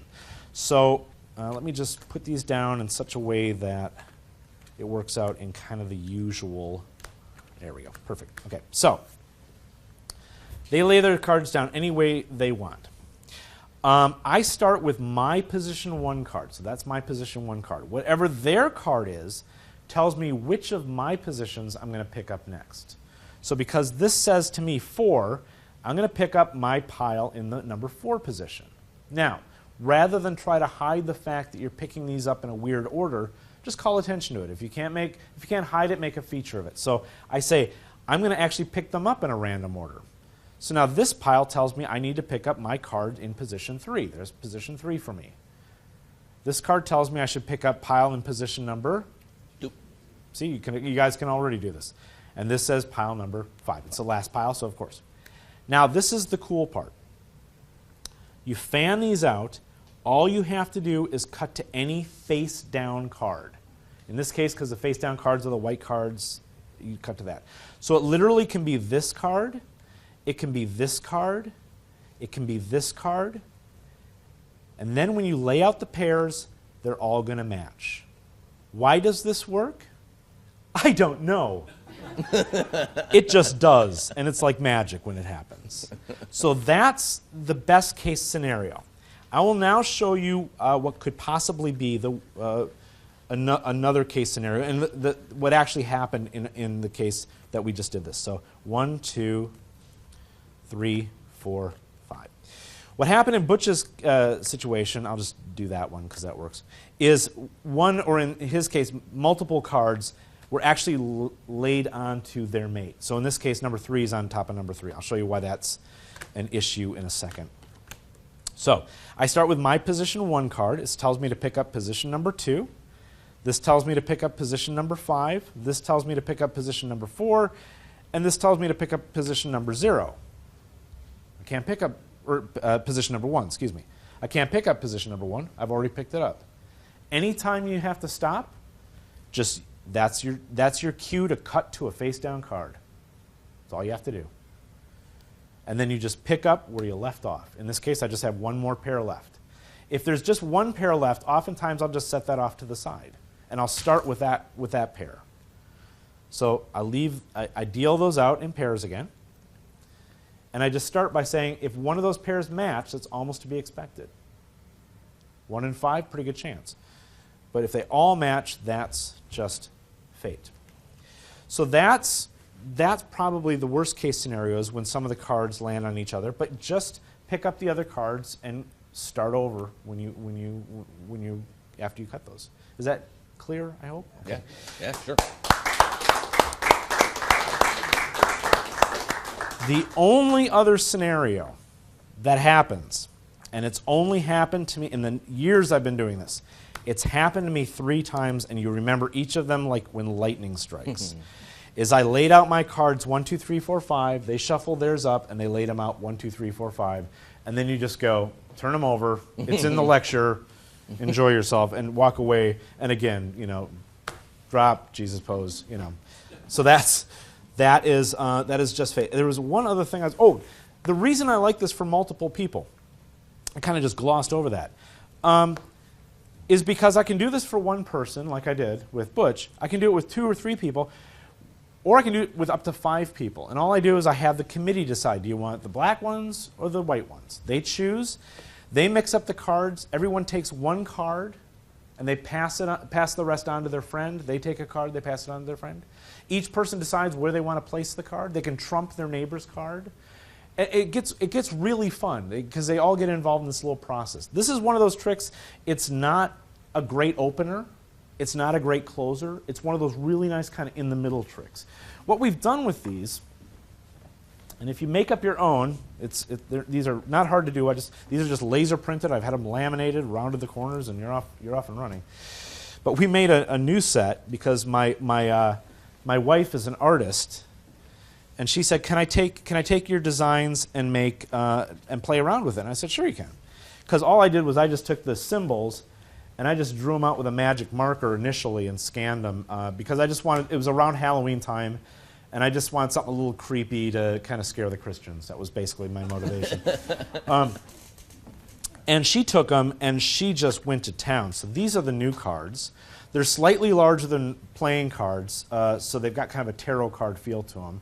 They're laminated, they're matte laminated. You can't tell they're laminated, but they're nice because if they get moist, you just wipe them off. And then when she was in the process of doing that, I said, you know what, if you're going to do the fronts, I'm going to design the backs. So I found these old woodcuts of heaven and hell, and I did the backs, and what's nice about them now is now they're marked. So now this whole routine can be done face down. So they never see any of the pairs, any of the faces until it's all over and done with. So if you're interested in that, see me. But yeah, so that's just fate. Let's do another one.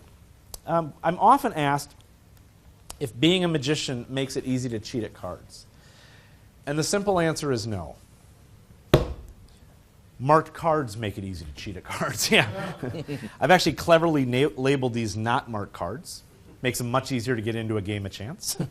My mama didn't raise no dummies. I'm kidding, my brother's a moron. What, he doesn't know. So when used properly, though, these cards can actually take the chance out of games of chance. I'll show you exactly what I mean. In an actual game, the backs are flashed at you very, very quickly, so you don't really get a chance to enjoy them. But the backs actually indicate what the faces are. Actually, Butch, just because you're close. If you would, whenever you like, you just say stop.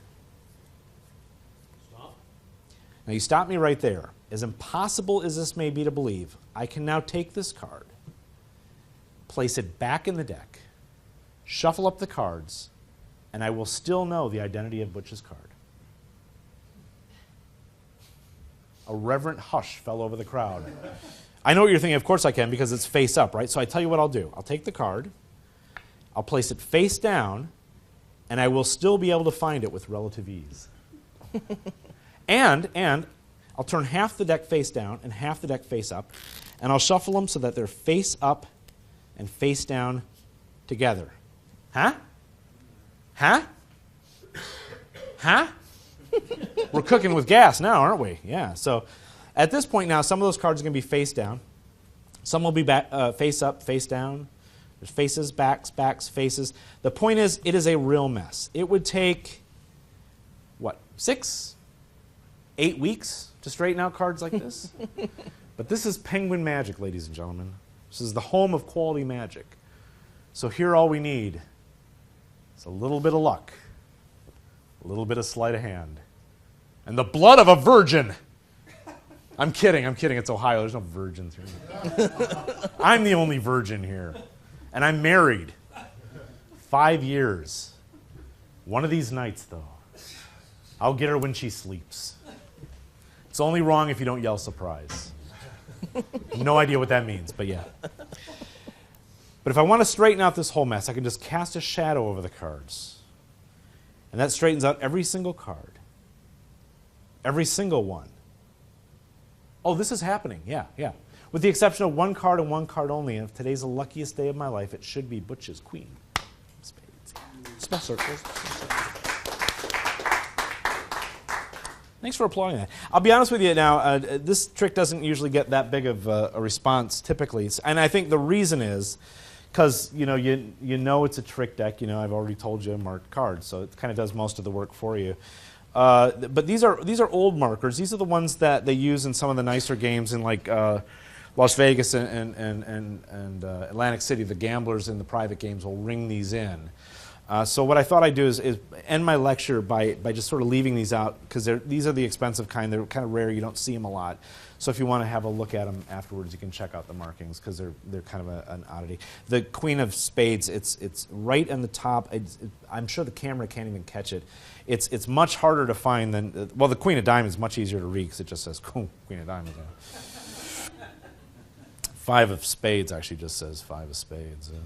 Jack says Jack, 7 says it's. Actually, all the rest of them, once you know what to look for, much easier to spot, yeah.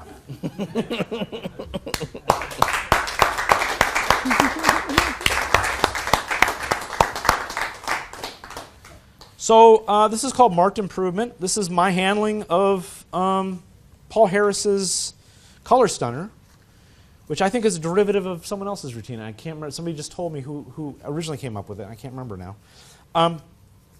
So this is what you need. You just need a deck of blank back cards, regular faces, blank backs. One card that's not in there on top. And this goes into your card box. I think with color-changing deck routines, there's oftentimes a lot of over-proving. And I think David Williamson said it best when he said, if you want to prove to people that this is a red deck of cards, that's all you have to do. And I couldn't agree with him more. I think we run a lot without being chased. So I start out, I do just a bunch of kick cuts of these cards as I show the backs. I don't make too much of a thing of it, but I say the backs actually indicate what the faces are, and I give them a fan, and I stick them underneath the deck. So I'm right back in the position I started at. And now I'm going to do sort of the Hindu force, and I cut off cards like this, and I say, and sometimes I'll add a milk shuffle. I think I added a milk shuffle to this, where I basically just pulled off the bottom card as I shuffled the rest onto the face. Basically, I just want to keep that card on the bottom, so you don't have to do that. So you do the kick cuts, and then you do the Hindu force. So I say, if you would just, actually, you know what, Butch, because you're nice and close, and that gives me just one more reason to show the back of that card without going, look, the red deck. I just say, Butch, because you're nice and close. You just go ahead and say stop whenever they want. They say stop. I say, now you stop me right there. And I put my finger on that card, so when I turn the deck over and out-jog that one onto the table, it has sort of a persistence of vision sort of thing, so they know that that's the card. And I don't know, this may or may not fit your character. I just love the whole thing. I'll shuffle it back in the deck and I'll still know the identity. I love that blank stare I get from people when they just go, is he that stupid? And 9 out of 10 times, yeah, I am. So I said, okay, I understand. It's obviously because it's face up. I'll tell you what, I'll make it harder on myself. I'll turn it face down, and I'll still be able to find it with relative ease. So that's face down, and I just dribble the cards so that I can get a break. If you want, you can just stick your pinky in there and do that as well. Now, with Harris's original routine, he had this weird, you might have to follow me with the camera, he had this weird move where he did this. I can't think of anything that looks less natural when I do it, at least, than that. To me, this move doesn't make any sense. So down on the table, what I do is I do a modified Carlisle move. So I'm putting my thumb under this half as I'm doing that. And it just, to me, it has a much more reasonable look that I'm turning that face down and leaving that face up. I shuffle them together, and I always make sure to have one face-up card on the top. And they get that nice vision of cards being interwoven sort of face-up and face-down. Square them up. I strip off the top card, and then I'm just doing an up-the-ladder cut. Up-the-ladder cut, there's lots of sources to find this, but this is basically it. I'm just going to jog the top portion of the deck to the edge. I'm going to strip portions of the deck off the bottom of that top portion and align them with the bottom portion. Then I'm going to strip everything out of the middle, place it back there, strip everything off the bottom of that portion, line that up there, and strip off this part. And this doesn't have to be done particularly fast, just smoothly. So that's it. On the very last cut, I just cut the face card to the middle of the deck, and that's it. So now you're all ready for the big reveal. And I think a lot of us, I know I'm guilty of it myself, we sort of run over the triumph part so we can get to the good stuff at the end, when the good stuff is right there. We don't understand for laymen that when you take a deck of cards and you shuffle them face up and face down, and then you snap your fingers and you write it, that's heavy, heavy stuff. I mean, that's like, I wouldn't want to play cards with that guy. So really milk that part. Wave my hand, snap my fingers, whatever you're going to do. It straightens out every single card in the deck, every single one. And again, you guys just sat there because you have no souls. But people with souls actually applaud at that point. It's okay, I know it's late, it's been a long lecture. So you pull that out, you milk this for all it's worth, the Queen of Spades, blah, blah, blah. And the first time I started playing with this trick, I wanted to just do that and just show that that was the reveal. But I get much more response. It's not even even. It didn't go from 0 to 1. It went from 0 to 10. When I started really talking about the marking, and I just did this. I did a week at the castle in the close-up room, and it's so cool because you have all the people like jutting forward in their chairs so they can see the mark. I mean, they're almost coming up to the table, really trying to spy the Queen of Spades on that. And then you go, well, it's much easier to spot on, say, the King of Diamonds, because the King of Diamonds just says, King of Diamonds. And that's funny, and they think, oh, you just had a card in there with the King of Diamonds. And then you go, and the Ace of Diamonds says Ace of Diamonds. The 4 says 4. And then it just builds and builds and builds and builds and builds. And the applause gets bigger and bigger. And then you just spread them all out. And it makes the rest of your show much easier, because now you just say, here, pick a card. I'll tell you which one you picked. So.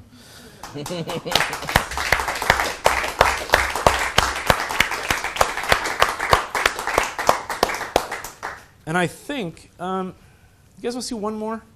Are you off? Okay, because I know these get long. So Is it fishtail? Can we do that one? Do you want? Yeah, because that's been requested. Oh, okay. Yeah. Is that cool? Let me do that. Let me make sure where did I put it? There it is. No, there it isn't. Sorry, I have like 50 pieces of cards in my case right now. There it is. Okay. Yeah, let's do fishtail. The other young lady on the end there, what's her name? Jackie. Jackie? How old are you? 27. 27. Perfect. Have a seat. Yeah, it is holding on. Whoops. Oh, shoot. Okay, I got him. Yeah. No worries. No, I hope this works now. Okay. Let me get them in order. Hands and tails. We'll see. Yeah, this should work. Give me just a second here, because there's an order for the patter, otherwise it's not as funny. Motionless, head. Boy, they're not requesting it now. Well, they are. Okay, motionless, curls up entirely, motionless, turns over. Oh, there we go. Moving head and tail. Sides curl, tail moves, tail. Wow, I'm really sorry, you guys. Okay. So you weren't filming that whole time, right? Good. So this is one of those fortune teller fish. Maybe you remember getting these in like gumball machines and stuff when you were a kid. They're surprisingly accurate, I found. Okay, and they've got all these different fortunes written on the back. I've just rewritten them on cards so that it makes it more readable. Jackie, yes? Are you right-handed or left-handed? Right-handed. Hold your right hand out, if you would. I'm just going to lay the fish in your hand, and don't worry, he's very, very tame.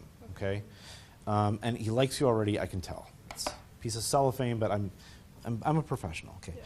Now he is going to. By the way, he's going to make a motion. Okay. Either his head is going to move, his tail is going to move, his head and tail is going to move. The sides will curl up. He's going to turn over.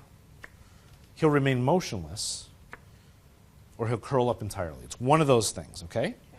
And I'm not going to tell you what he's doing. You get to decide. Okay. So don't say anything just yet. But I'm just going to put him in your hand.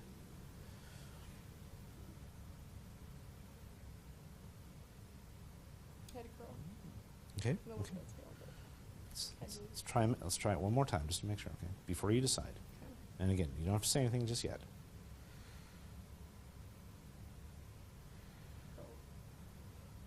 curls up. Curls up. Okay. Ooh, he's a fight. What's nice about these is also no fishy after smell. So, head moves, tail moves, head and tail moves, sides curl, turns over. Definitely wasn't motionless. Curls up entirely. This was your I would say curls up entirely. curls up entirely. Mm-hmm. Okay. Now I didn't force you to say that, right? No. Okay. So because each of these correspond to something. So If it was motionless, it means lifeless. What does that mean? I don't really know. False, if it turns over, false. Fickle, sides curl. If the head and tail moves, it means in love. Now, again, these are all open to interpretation. It could mean that you're in love with somebody. It could mean someone's in love with you. It could mean the fish is in love with you. It's up to you. But you said curls up entirely. That's interesting. If you would, just turn that over and read out loud what that says in a nice, clear voice. You buy the next round. Wow. The fish never lies, so thank you for that. Appreciate it. It's a good time to stop. So I've had an enormous amount of fun with this. What this is nothing more than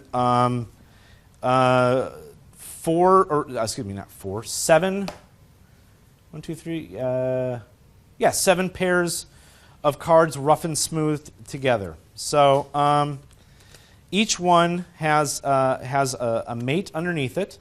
So this one says false. If I peel it off underneath, underneath turns over or head moves or tail moves. If I pull the tail moves off, the one underneath should read tail moves. I drop these on the floor so they're all completely out of order. No, that's right. Tail moves. If I pull this off, underneath it says head and tail moves, which corresponds to the card underneath. Okay? So if head and tail moves, the card underneath says curls up. If I peel off the rough and smooth, it says sides curl. Okay, so so those are right in order. So all I've done is I've taken and written a prediction on the back. So the prediction on the back of all of them says, you buy the next round. I should have written it where it says, I buy the next round, because that would have been better. But in this case, apparently I'm buying you all a drink after this. You can, and I've only scratched the surface with this. I think this has all kinds of possibilities. One of the possibilities is if you're working maybe a trade show, and there's all these banal predictions, which, by the way, I've taken right off the back of the package. So they really just do say jealousy, indifferent, in love, fickle, false, dead one, and passionate. I don't know what those mean. You can rewrite them to something much better, I think. But I like the fact that they're all really banal, and then one thing says something very specific. So if you're working a trade show, you can have all these things that say, false, jealousy, indifference, and then one says, for the best in computing, choose IBM, or whatever kind of booth you're working for. I don't know this for a fact, because I'm happily married. Hi, honey. But I think you could probably use this to meet women. I'm just thinking. And then the other way I like to use it is I have all these cards all done, but I've left all the prediction sides blank.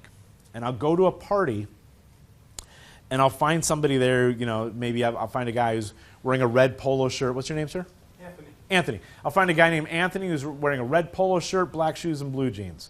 And I'll write on I'll go to the bathroom, I'll write on all 7 of the cards, your name is Anthony, you're wearing a red polo shirt, blue jeans, and black shoes. So I do it with him, and we get all these really banal predictions, and then he reads his, and he says, my name's Anthony, I'm wearing a red polo shirt, blue jeans, and black shoes. And you go, wow, these fish are just unbelievable, aren't they? So that's Fishtail, and it's one of those things where I've just been messing with it the last couple of years. Please try it. Let me know, write me, and tell me what you've come up with, because I think there's lots of possibilities with this. That's it.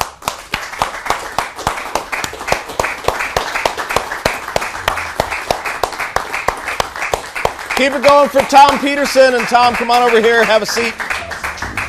We'll talk a little bit. Thank you. And, just like we promised on the package, very commercial, very entertaining stuff. We had a few questions that came in that were kind of general questions. So let's start off with some of those that came in on the Twitter feed. One of them is, how do you add the silliness to what you're doing without downplaying the magic? How do you balance those two things? That's a really good question, and I don't really have an intelligent answer for that.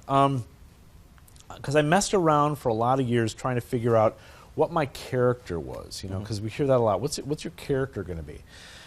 And my character, at the end of the day, is just a little, I'd like to think, a little bit stupider version of me. It's just me kind of amped up a little. Right.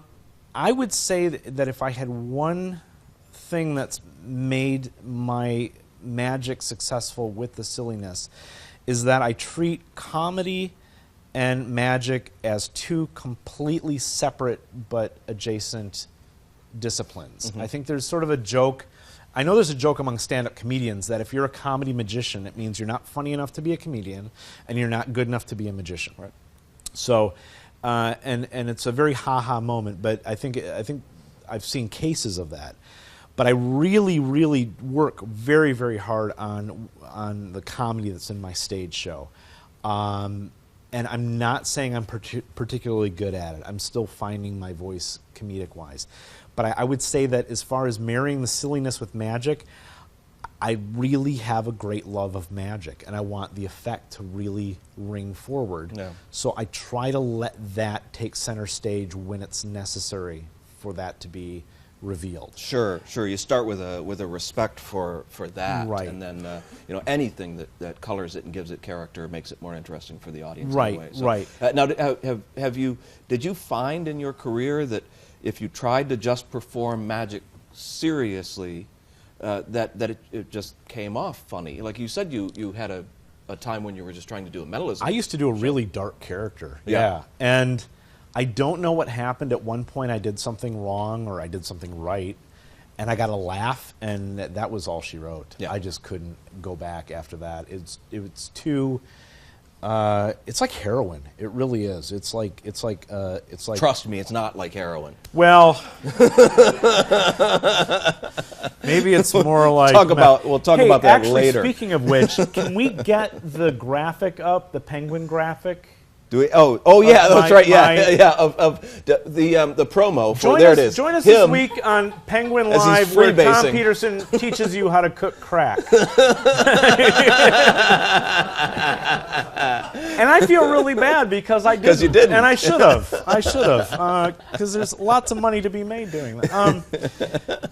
No, but for me, the humor was just very alluring and very addictive once I started doing it. Yeah, And I just- and it sort of came naturally to Yeah. you. You're a jovial kind of person anyway, Yeah. friendly and that kind of stuff. And I've since tried to go back. I've become friends with Richard Osterlin, who's a brilliant mentalist. He does it as good as anyone I know. And I've taken some of his routines that he wound up putting out to the magic public, and I've tried to do them, and I literally can't. And I don't mean that as I can't perform them, can't get through them, but I'm out on stage doing one of his mentalism routines, and it just falls flat. There's something that the audience senses on some sort of visceral level that's just, I don't know if I just reek of insincerity when I do it, but I've tried to play it for keeps, and it just, nobody buys it. I just can't do it. So for me, it's just easier to be silly. But when the effect is culminating, like Pit Boss is a perfect example. I don't have a lot of laugh lines there. It's not very funny. But if I did, that final card reveal, I'd be stoic. I would let the effect try to ring out. If Yeah. that makes sense. And Yeah, sure. that's probably a way longer answer than that. No, but it makes perfect Well, sense. who asked that? Was Let's see. Where was he's it? probably already gone to bed. Jordan. so- Jordan. Jordan. Asked Jordan, it. yeah. Thank you, Jordan. Um, but yeah. Now, I know that this is kind of putting you on the spot, but do you have a particular favorite gag that you use? There's something that stands out to you that you're like, I just love that particular one. Yeah, I got a few. Yeah. Most of them, I've been doing a card stab on stage with it's the old Milburn Christopher thing with a paper sack, and I put it out on an Alakazam video a while ago, and there's a couple of bits in that, and one of them is my hand goes into the bag and there's a loud snap and it comes out with a rat trap on it. I like that partly because I get to scream really loud. And it's such a great release on stage anytime you can do that, because any anxiety you had a moment ago is just washed away.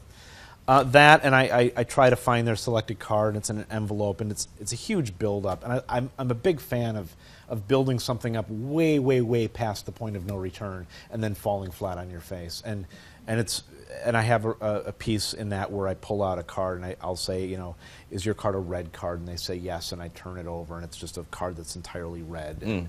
And what makes that work is the fact that I've played it so hard and so fast and so for keeps, and the build up, it just goes on and on and on to the point where people are, you know, getting ready to get their check. And yeah, so those are probably two of my favorite bits. Yeah, you know. yeah. Now, somebody also did ask about your table, your stand for the bag there. Is there anything particularly special about it? I mean, where did that come from? Yeah. Do you want me to grab it and show Yeah, you sure. Let's exactly take a what look I at do? it. Okay, so here's what I did, and this works for me. I've got built into it some stuff that just holds things in places. I won't get into all that. It certainly doesn't for this lecture. This is just a mess right now. This is a doctor bag. You can get these online. There's a lot of companies that sell them. Onto this is a cut-down microphone stand. Okay. So I've taken a microphone stand, and I've taken a part of an afternoon and some pipe cutters, and I've cut down this shaft, and I've cut down these pieces, and I've reattached them. So when this goes down, this goes to this size, like that. So that fits in my bag quite nicely. It's heavy, though. It's heavier than, I think there's these other table bases that guys use for laptops and stuff that I see a lot of magicians use. Those are really nice and light, and I'm going to explore that. This is nice and heavy. This is very heavy, but what's nice about it is it is nice and heavy. Right, it won't get damaged. This is the threaded part that goes on every kind of microphone holder. And then there's a company, if you go on, I don't know what their name is, but if you go on Amazon or eBay, you'll find them. They make a flange that you can put onto something that is threaded like that is threaded for a microphone stand. So if for whatever reason that gets lost, if they got a microphone stand on stage, I can screw this thing right to that. Yeah. Now, if you just try to mount this to a bag, you're going to run into all kinds of problems. So what I've done, it's a bit elaborate, but this is the double-sided Velcro. I've got a tabletop that I've covered in the material that is Velcro ready. Yeah, sure. ready. Yeah. And this just comes off like that. So there's slots that I've cut into this board. This is a piece of thin plywood, basically. So I can use this also just as a table, which is nice. And if I want to, I can either pull these straps out, or more often than not, I'll just lay that down. And if I'm in a place where the stand is impractical, if I need to carry this out and there's a stool or a chair, I can just set that down in the chair and I work out of that. Yeah, that's neat. So those straps aren't actually attached to the bag; they just run through slots, Correct. Right through and come out the other way. Correct. Yeah. I hate it. Oh, really? To be honest with you, it's the best solution I've come up with. But I've been really struggling with this and I'm using this term really loosely, as an artist lately.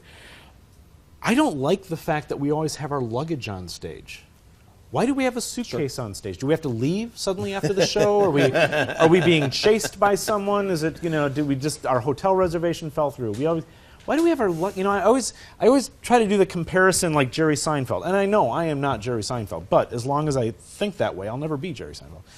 What kind of suitcase does Jerry Seinfeld have on stage when he's doing his show? It's just a weird thing to have. But I also don't like tables with names on it, with Magic Tom on the front of it. I just, again, I just try to liken myself to what I'm trying to be, not what I am. And what I'm trying to be is not the guy who's got a table with his name on it. I don't know why we do this, but it's a very magician thing to do. Yeah.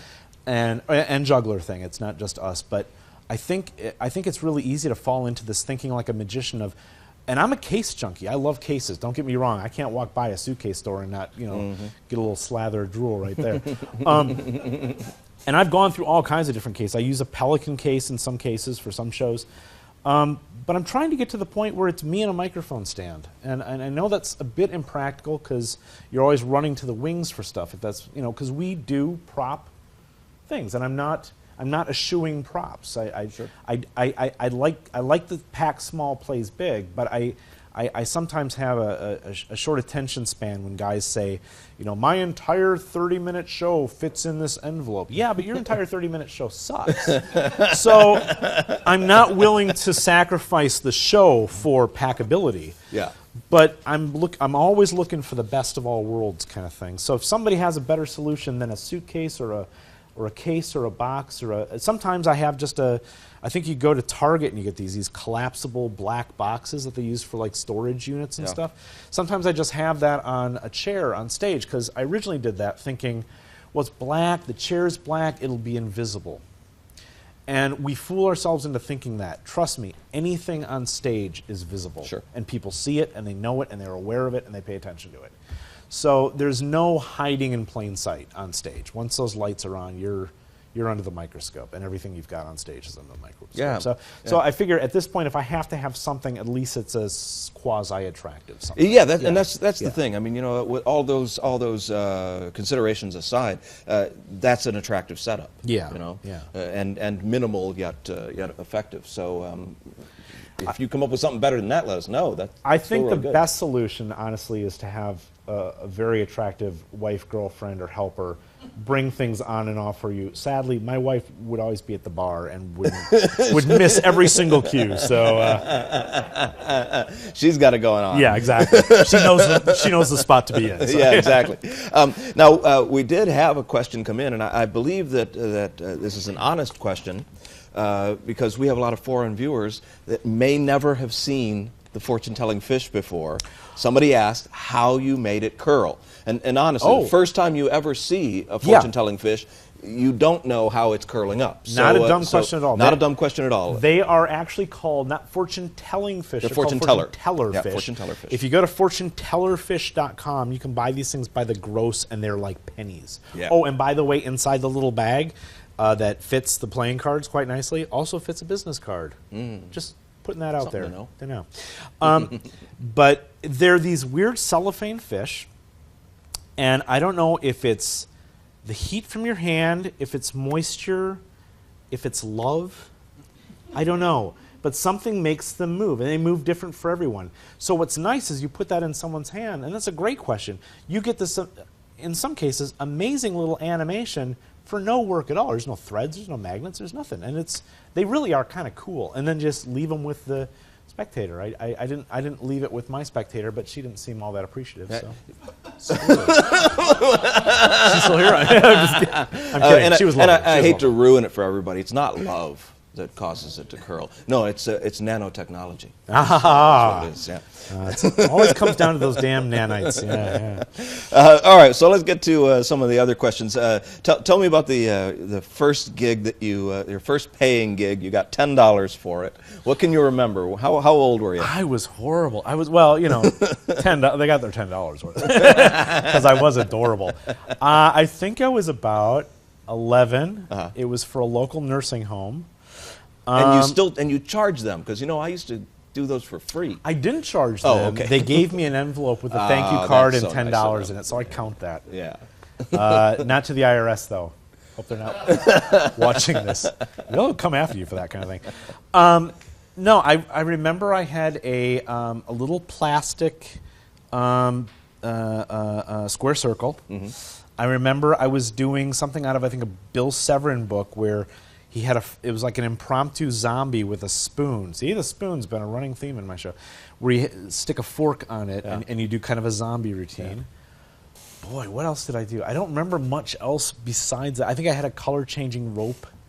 There wasn't much to the show, but it was pretty heady. I kind of remember. I was on a cloud after that. But what's really interesting is I started doing magic when I was like 5 or a little bit earlier, and I was so young my sister had to read the instructions to me, and I got by with that for a really long time. I was sort of a tube and box guy, and really into watching Mark Wilson on TV, and that was around that time. And then I got to my teen years, and it was like somebody flipped a switch, and suddenly all my peers started calling me on this crap, because for years I've been getting by with being this cute kid who did magic at his at his grandparents' birthday party and Yeah, stuff. just show the box and then pull the stuff out of it. And I was right? cute and sort of blonde and stuff, and they thought it was adorable. And all of a sudden, I'm like, what happened? This stuff killed last week, right? And it was because I wasn't a cute kid anymore. And so I had this panic attack. I had all this catching up to do. So I kind of feel like even though I came to magic so early, that I don't have any advantage over guys that came to it later in the game. Yeah. Because to me, my actual magic, like when I started sitting down with books going, I got to really learn this stuff because this cute thing isn't playing anymore. That's probably in my late teens before that happens. So you guys in your teens that are just starting out, you're golden. Just start out with good stuff. Start out with good stuff. Yeah, Yeah. exactly. Yeah. Now, you have been quite complimented on the shows that you've done and the humor that you use. You once performed in front of Betty White. Yeah. And tell me about that situation. I was doing the Magic Castle, and I was in the palace, and I got this call backstage saying, you've got a fan out here that wants to meet you. So I go outside. You guys all know who Betty White is, right? Golden Girls. I mean, Mary Tyler Moore. I grew up with her. And I mean, not literally. That would have been cool. And I go outside, and there's my wife standing next to Betty White, and she starts gushing over me, telling me how hilarious she thought I was. I was tongue-tied. I was like, no. We're having this sort of mutual standoff. No, you're cooler. No, you're cool. But hearing that from her was just like, that was all the validation I needed for about a year. I was like, whatever I'm doing right or wrong, Betty White thought I was cool, and that's good enough in my book. Sure. So that was a big moment for me. That was, I know a lot of my friends, I've got friends that have performed in front of, Prince Charles and Lady Diana. I'll take Betty White. Oh, over yeah, that I would too. Any day of the week. Yeah, that's cool. Now things haven't always gone so well in performances, and I really like talking to pros that work all the time because there are road stories, and then there are show stories, and so you had an experience on a cruise ship in the North Atlantic. Yeah. That I think that would be a one to recount for anybody that's thinking about cruise ships. I was working this British line. It was in the North Atlantic, and it was it had been a really smooth cruise, and it was a really nice night. And I was slated to do. I don't know if I was in the main theater, I think. Oh, I was in the main theater because the band was up on deck. They were doing like one of these deck party things where the band goes up and they play for people. And there was this huge scraping sound. And on a big ship, I mean, if it makes that kind of sound, you hear it. Mm-hmm. And I remember this cruise specifically because there was this one chick on board who was just after me the whole time. She wanted me to draw her naked and stuff. And so I go up on deck. Mm-hmm. And the boat is breaking in half, mm-hmm. and it turns out we hit an iceberg. No, that was Titanic. But sorry, before that, sorry, weren't no, you no, king no, of the no. world? No, I'm sorry. Yeah, I'm sorry. No, I don't have a good cruise story. I thought that was a good one. Yeah, I think you're thinking of something Sorry else. about that. Yeah, it's all right. Sometimes get mixed up. So. All right, so tell us a real story. You were working at the Magic Castle the night of the Emmys. Let's hear about that story. This is a good one. I was working the night of the Emmys. So the Emmys were in town. They were at the time now they were at the Kodak Theater. Now it's I think the Dolby Theater or something. And the Emmys got done, and they let out, and basically a whole bunch of the celebs poured into the castle. Mm-hmm. For those of you that don't know, the Magic Castle is a private club for magicians, and you have to be a member or a guest of a member. And it is still to this day considered to be one of the most sought after exclusive places to go in LA. When you think about guys standing at the door with a list, the Magic Castle's right up there because they just turned away. I love this. They just turned away Justin Bieber. They should. Yeah, absolutely. Sorry, he wasn't a guest of a member, and he didn't have a suit. You have to have a coat and tie. So the Emmys let out, and so in one of my audiences, I'm doing the close-up room, and one of my audiences is the whole cast of ER. So I got to meet the cast of ER, right? So it was a really cool night because there's all these people floating around. They're all really lovely. And then I do one of my sets in the close-up room. And I've got some jokes in my show where I just go, there's a joke here, there's a laugh here, there's a laugh here, there's a laugh there. And I've got some that are kind of iffy. Some that I'm working on. It's like, I might get a laugh, might not get a laugh. These guys were stone silent. The room was packed, and they were stoic. and I am dying. I'm talking like flop sweat. I'm just going, what is you know, you guys speak English and all these lines. You know, is this an audience or an oil painting? You know, came flashing into my head, and thankfully had the good sense not to say it.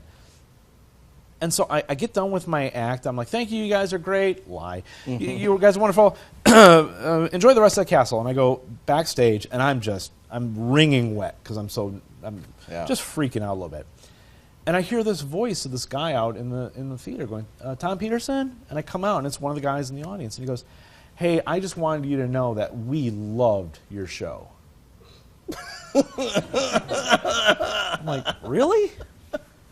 You could have told your faces. You know, it turns out it was the entire writing crew for Saturday Night Live. Ah. So comedians or comedy writers, Right, when sure. they're watching this stuff, they're thinking, oh, I see what he did. Yep. Yep. Oh, that was Yeah. clever. Yeah. You know what? I would laugh at that. Yeah. I would laugh hard at that. Right. And that's what was happening the whole time. They were intellectualizing the lines I did and stuff. Yeah. And I'm just, so don't perform for comedy writers. I mean, it's just... Oh yeah, no, for sure. When I used to work comedy clubs, there was a joke that went around. You probably heard it, and it was, how does another comedian laugh at another comedian? How does one comedian laugh at another comedian? Quietly and inside. No, I no, it's imagine. like this. Oh, yeah. Yeah, Right? That's it. I should have written that one. Yeah. Yeah, no, yeah, performing for Oh, yeah. comedians, the same thing. It's just, it's a tough crowd. They're listening and analyzing the whole thing. I mean, you guys were no easy. No walk in the park either, I got it. Well, you know, triumph. Kidding, these guys are lovely. When did you move to the UK? I moved just over 6 years ago. It was 6 years ago in September. I moved there because my doctor said I wasn't getting enough moisture. No, it's a lovely country. Honestly. Well, how did you find that? Well, had you done a lot of work over there before? No, or? I did a lecture tour over there, and I met my wife there. Which you got to imagine how surprising that is. What was she doing there, right? Oh my gosh. No, she. No, I met the woman I fell in love with and eventually married, and I wanted to move to America, and she wanted to live in the UK, so we live in the UK. You know how that goes.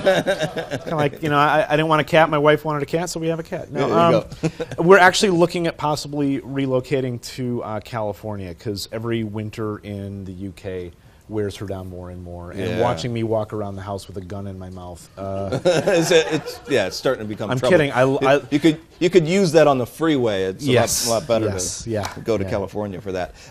But what were the what were the crowds like when you started to perform over there? Was there a big difference? Yeah, in there's response? there is a difference and there isn't a difference. I will say, because I've done a lot of British cruises. I worked a lot for Cunard and some of the other cruise lines in the UK as well. And I will make a distinction, my friends in the UK. There is a very big difference between old UK audiences and young UK audiences. Mm-hmm. The young audiences seem to be much more up for it. They seem to be much more game and much more lively. And when I first moved over there, everyone said, "Oh, you're going to really struggle with the British audiences." And I wound up doing like some guy's 30th birthday party, and girls were screaming, guys were high-fiving me. I came home, I said to my wife, Anna, I said, what? I don't know what everyone's talking about. They were amazing. And then I did a couple more shows for other crowds, and I saw what they were talking about. Mm-hmm. They are a tougher nut to crack. I think comedians do this rating system of audiences around the world. Number 1 or 2 is usually the United States or Canada. England comes in, and I'm not making this up, like 58. Yeah. They're way down there. They laugh on the inside. A friend of mine put it really well. A friend of mine who was a cruise director, he said, if you're in the States and there's a magician on the bill, people will go, "Oh, there's a magician tonight. Let's go see what the show's like." The UK will say the same thing, UK audience, but they'll say, "There's a magician on tonight. Let's see what he's got." So you spend half your show, or I spend half my show, winning them over. Once you win them over, they're great. And you have to do, as the Brits say, take the piss out of yourself. Yeah. You have to be disparaging, especially as an American. Because if I strut out there like I'm George W. Bush's representative, they will target me big time.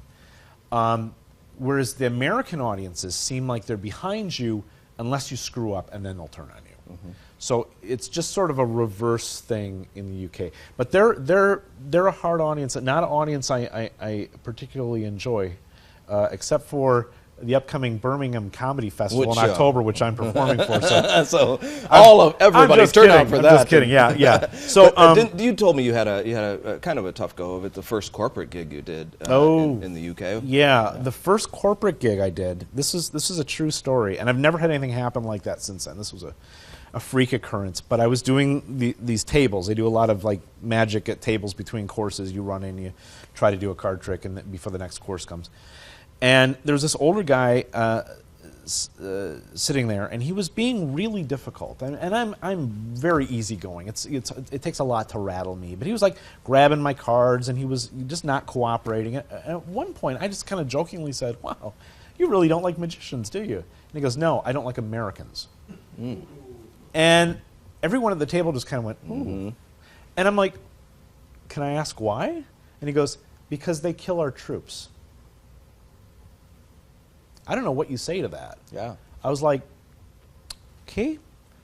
I wasn't personally involved, but I was just like, you guys try and enjoy the rest of your night. And I think everyone at the table was like visibly on their heels after that. I mean, it's because they weren't expecting that either. So I don't know.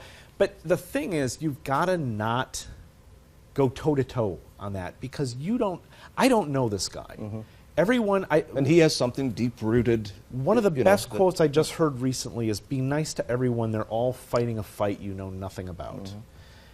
For all I know, his kid just got killed with friendly fire in Afghanistan. I don't know. Yeah. You know, it's like you never get offended if you're doing like restaurants and you go up to a table and they don't want to see magic, because maybe she just told her husband that she found a lump this morning. You don't know what people are doing.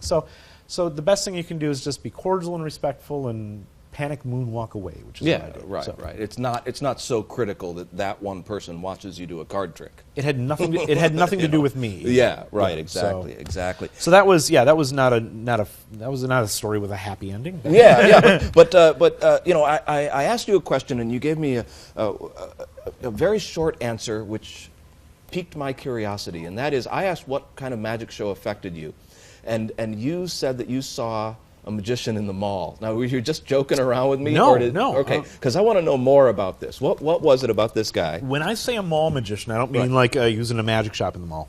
Oh, when I was growing up, at least in the Midwest, it was very common to go to a mall, especially around holiday times. Well, they had a lot of different performers and stuff. Yeah. And then, and at that time, I think you and I come from the same era. There were some famous singers that became famous because they worked at malls. Absolutely. And malls were like a circuit you could do. Right. You know? In fact, I think there was even some books out at one point, Mall Magic and all that kind of stuff. There was a guy, and his name is Jim Moody, and I tried to contact him. Apparently he moved down to Florida. He was originally from St. Louis, Missouri. And he moved down to Florida, and I tried to get a hold of him just to send him hey, just so you know, I saw you years ago. You made an impact on me. Thank you very much. Because apart from everything else, he was very, very nice to me. And I told him, I was like maybe 12 at the time, and he showed me like his little setup and stuff. But what struck me about him was he had constructed this top hat that was oversized out of veneer wood, and he had covered it in fabric, and it was on a stand. And out of that, he did, I remember this like it was yesterday, he did the world's best dye tube routine. If you want to know about that, I'll tell you about that in a minute. He did a Duke's dye version. He did a Kia rect routine, which didn't particularly fascinate me at the time. But what I remember was he had 300 or 400 people around him, and he was performing out of this little tiny thing. So as a kid, fascinated by boxes and tubes and Mark Wilson and Bill Bixby the Magician and all these big illusions, and the Zigzag had just come out, and Doug Henning was making splashes and all these big props. And I said, wow, but he's entertaining 300 people with stuff in his pockets. So that's when I started looking at what I was doing, going, maybe I don't need all these big boxes. Maybe just doing good magic and making it play big is worth it. So that stuck with me for a really long time. And so, you know, I sort of, after that, I sort of eschewed the getting like the Abbott's table with the rabbit on it and all that. And I just thought, well, maybe I can work out of something smaller. So that had an effect on me. Yeah. What did he do with the dye tube? It's the best thing in the world. He would pull out a white handkerchief. He'd say, "Name any color," and he would change it into that. Yeah, whatever the name. And he would say, if someone said pink with purple polka dots, he did that. Wow. He had a cache of dye tubes in his thing with all the different colors in it, and he got to the point where he could just reach in and grab the color without looking. Oh. And so, if somebody said orange is my favorite color, cool, orange is a great color. Well, here, let me do this, and that's what made it so great. Is any color called for. It's like any drink named, right? So Wild. That's pretty wild. Yeah, that's kind of fun. Now, when you're looking at effects that you want to put into your show, what's your process that you go through? I know that you've told me that you were premise driven more than effect driven. So tell everybody a little bit about that. Boy, that's a really good question because it doesn't happen the same way twice ever. Sometimes I'll see an effect and I'll go, that's a great effect. And I'll remember the effect it had on me and I'll say, I want to do that to other people. And then I'll try to work a premise around it. I'll try to give it just some justification. I'll try to give it some reason for being. And sometimes I'll come up with an idea like, what would a card be like if I found it before you picked it? That sort of thing. Which is another premise that I really like a lot, is I'm going to find your card before you pick it.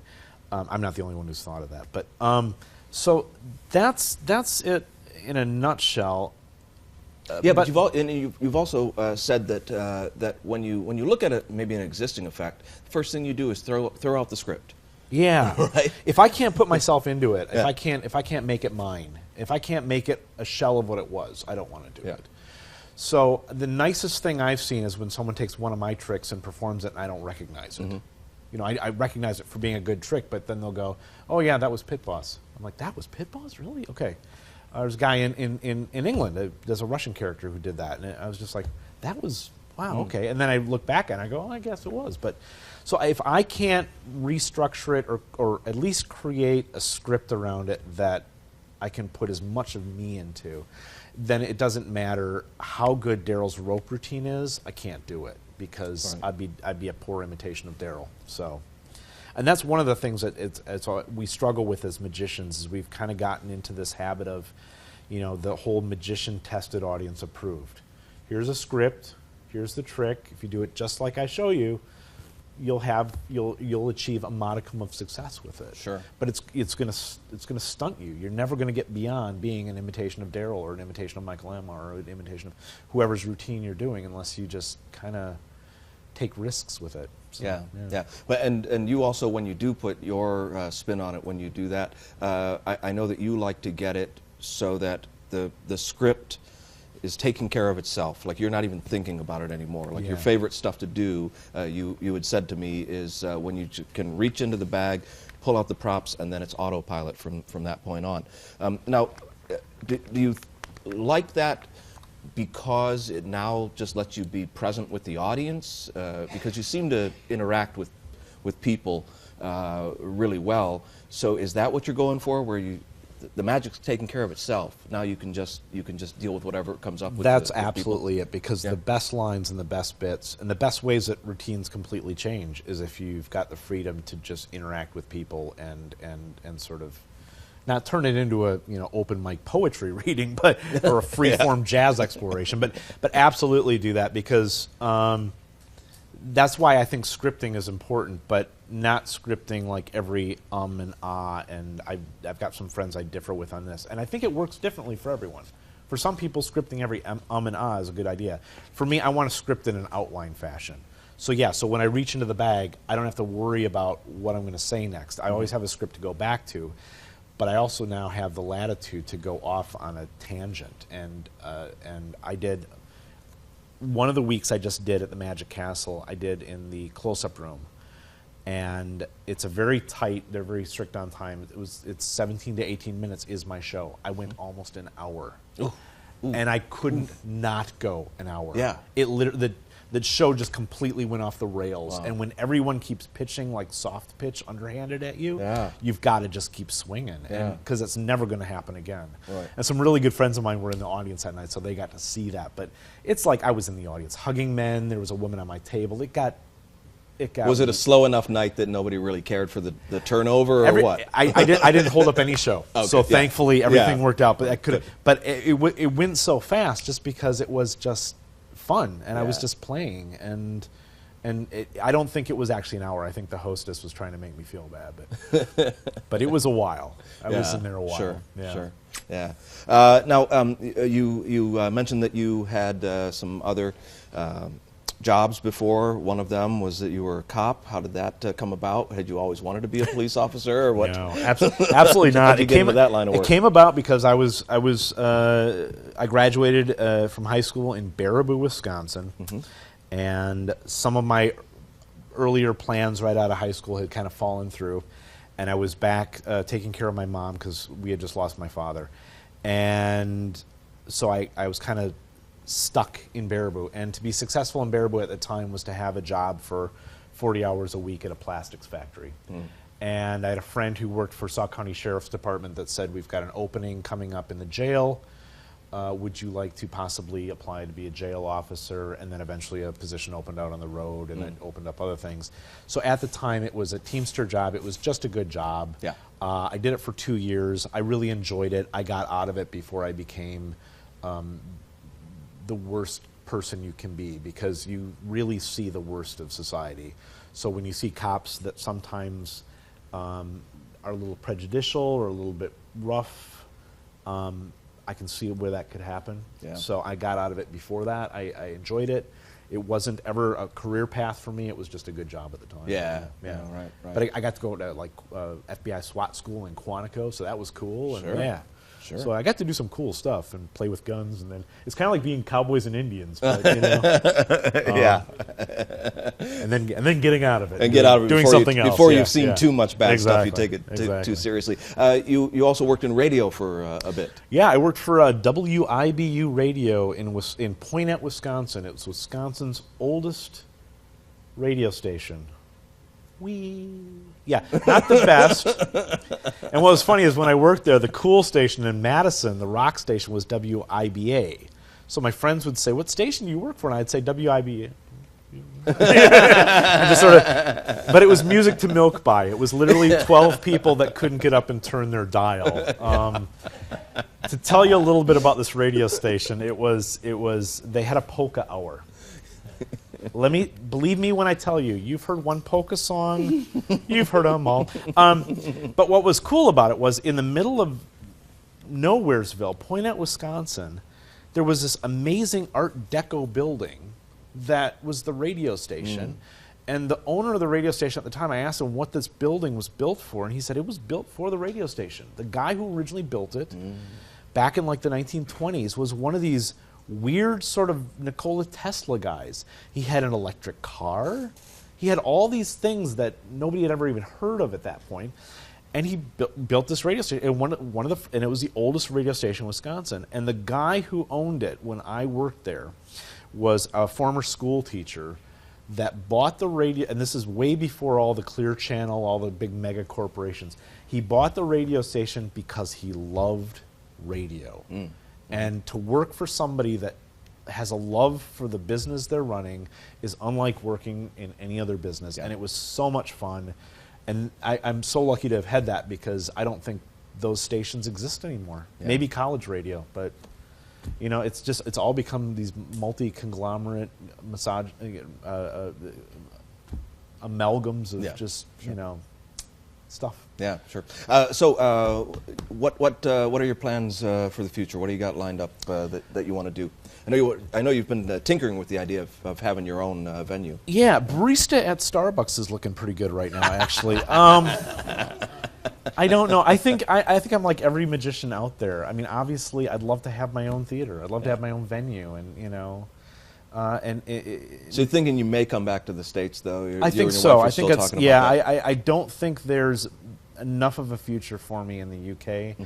The United States, for all its goods and bads, guys, it really is the land of opportunity. It has got a lot going on, unlike anywhere else in the world. And it takes living in Europe for a few years to realize that, or anywhere abroad. And again, your experiences may differ. You know, find out for yourself. But for me, I've just been an American too long to, I've got too many habits. Yeah. Things in the UK seem to be very difficult for me. So I'd love to have my own show. Maybe it's a touring show. Maybe it's a theater show. It's really right now things are so up in the air for me. My career for so long had been designed around this one idea, which is to be part of a Las Vegas review show. I didn't need to be the star. I could be that plucky 15-minute middle guy who comes in, does the juggler position, whatever. Unfortunately, about the time I was getting ready to really do that, the days of the hotels hiring a producer to put together a show and bring him into the theater, Like a variety show, especially. they're over. They're over. Yeah. It's everyone's waiting to four-wall Vegas. Nobody's making a lot of money doing it, Right. and I just don't have that kind of dosh. But I'd love to have my own venue. Yeah, but at this point, just work, keep the wolves at bay. Yep. Keep enjoying what I'm doing. That's all anyone could ask for, I think. Yeah, cool. Well, we'll keep an eye out for whatever happens in your future. And I just want to thank you again for hanging out with us. Thank you guys for supporting Live Magic. Well, another big round of applause for Thom Peterson. Thom, Thank you, Dan. thanks so much. It's been a real pleasure. My pleasure. We'll see you next time.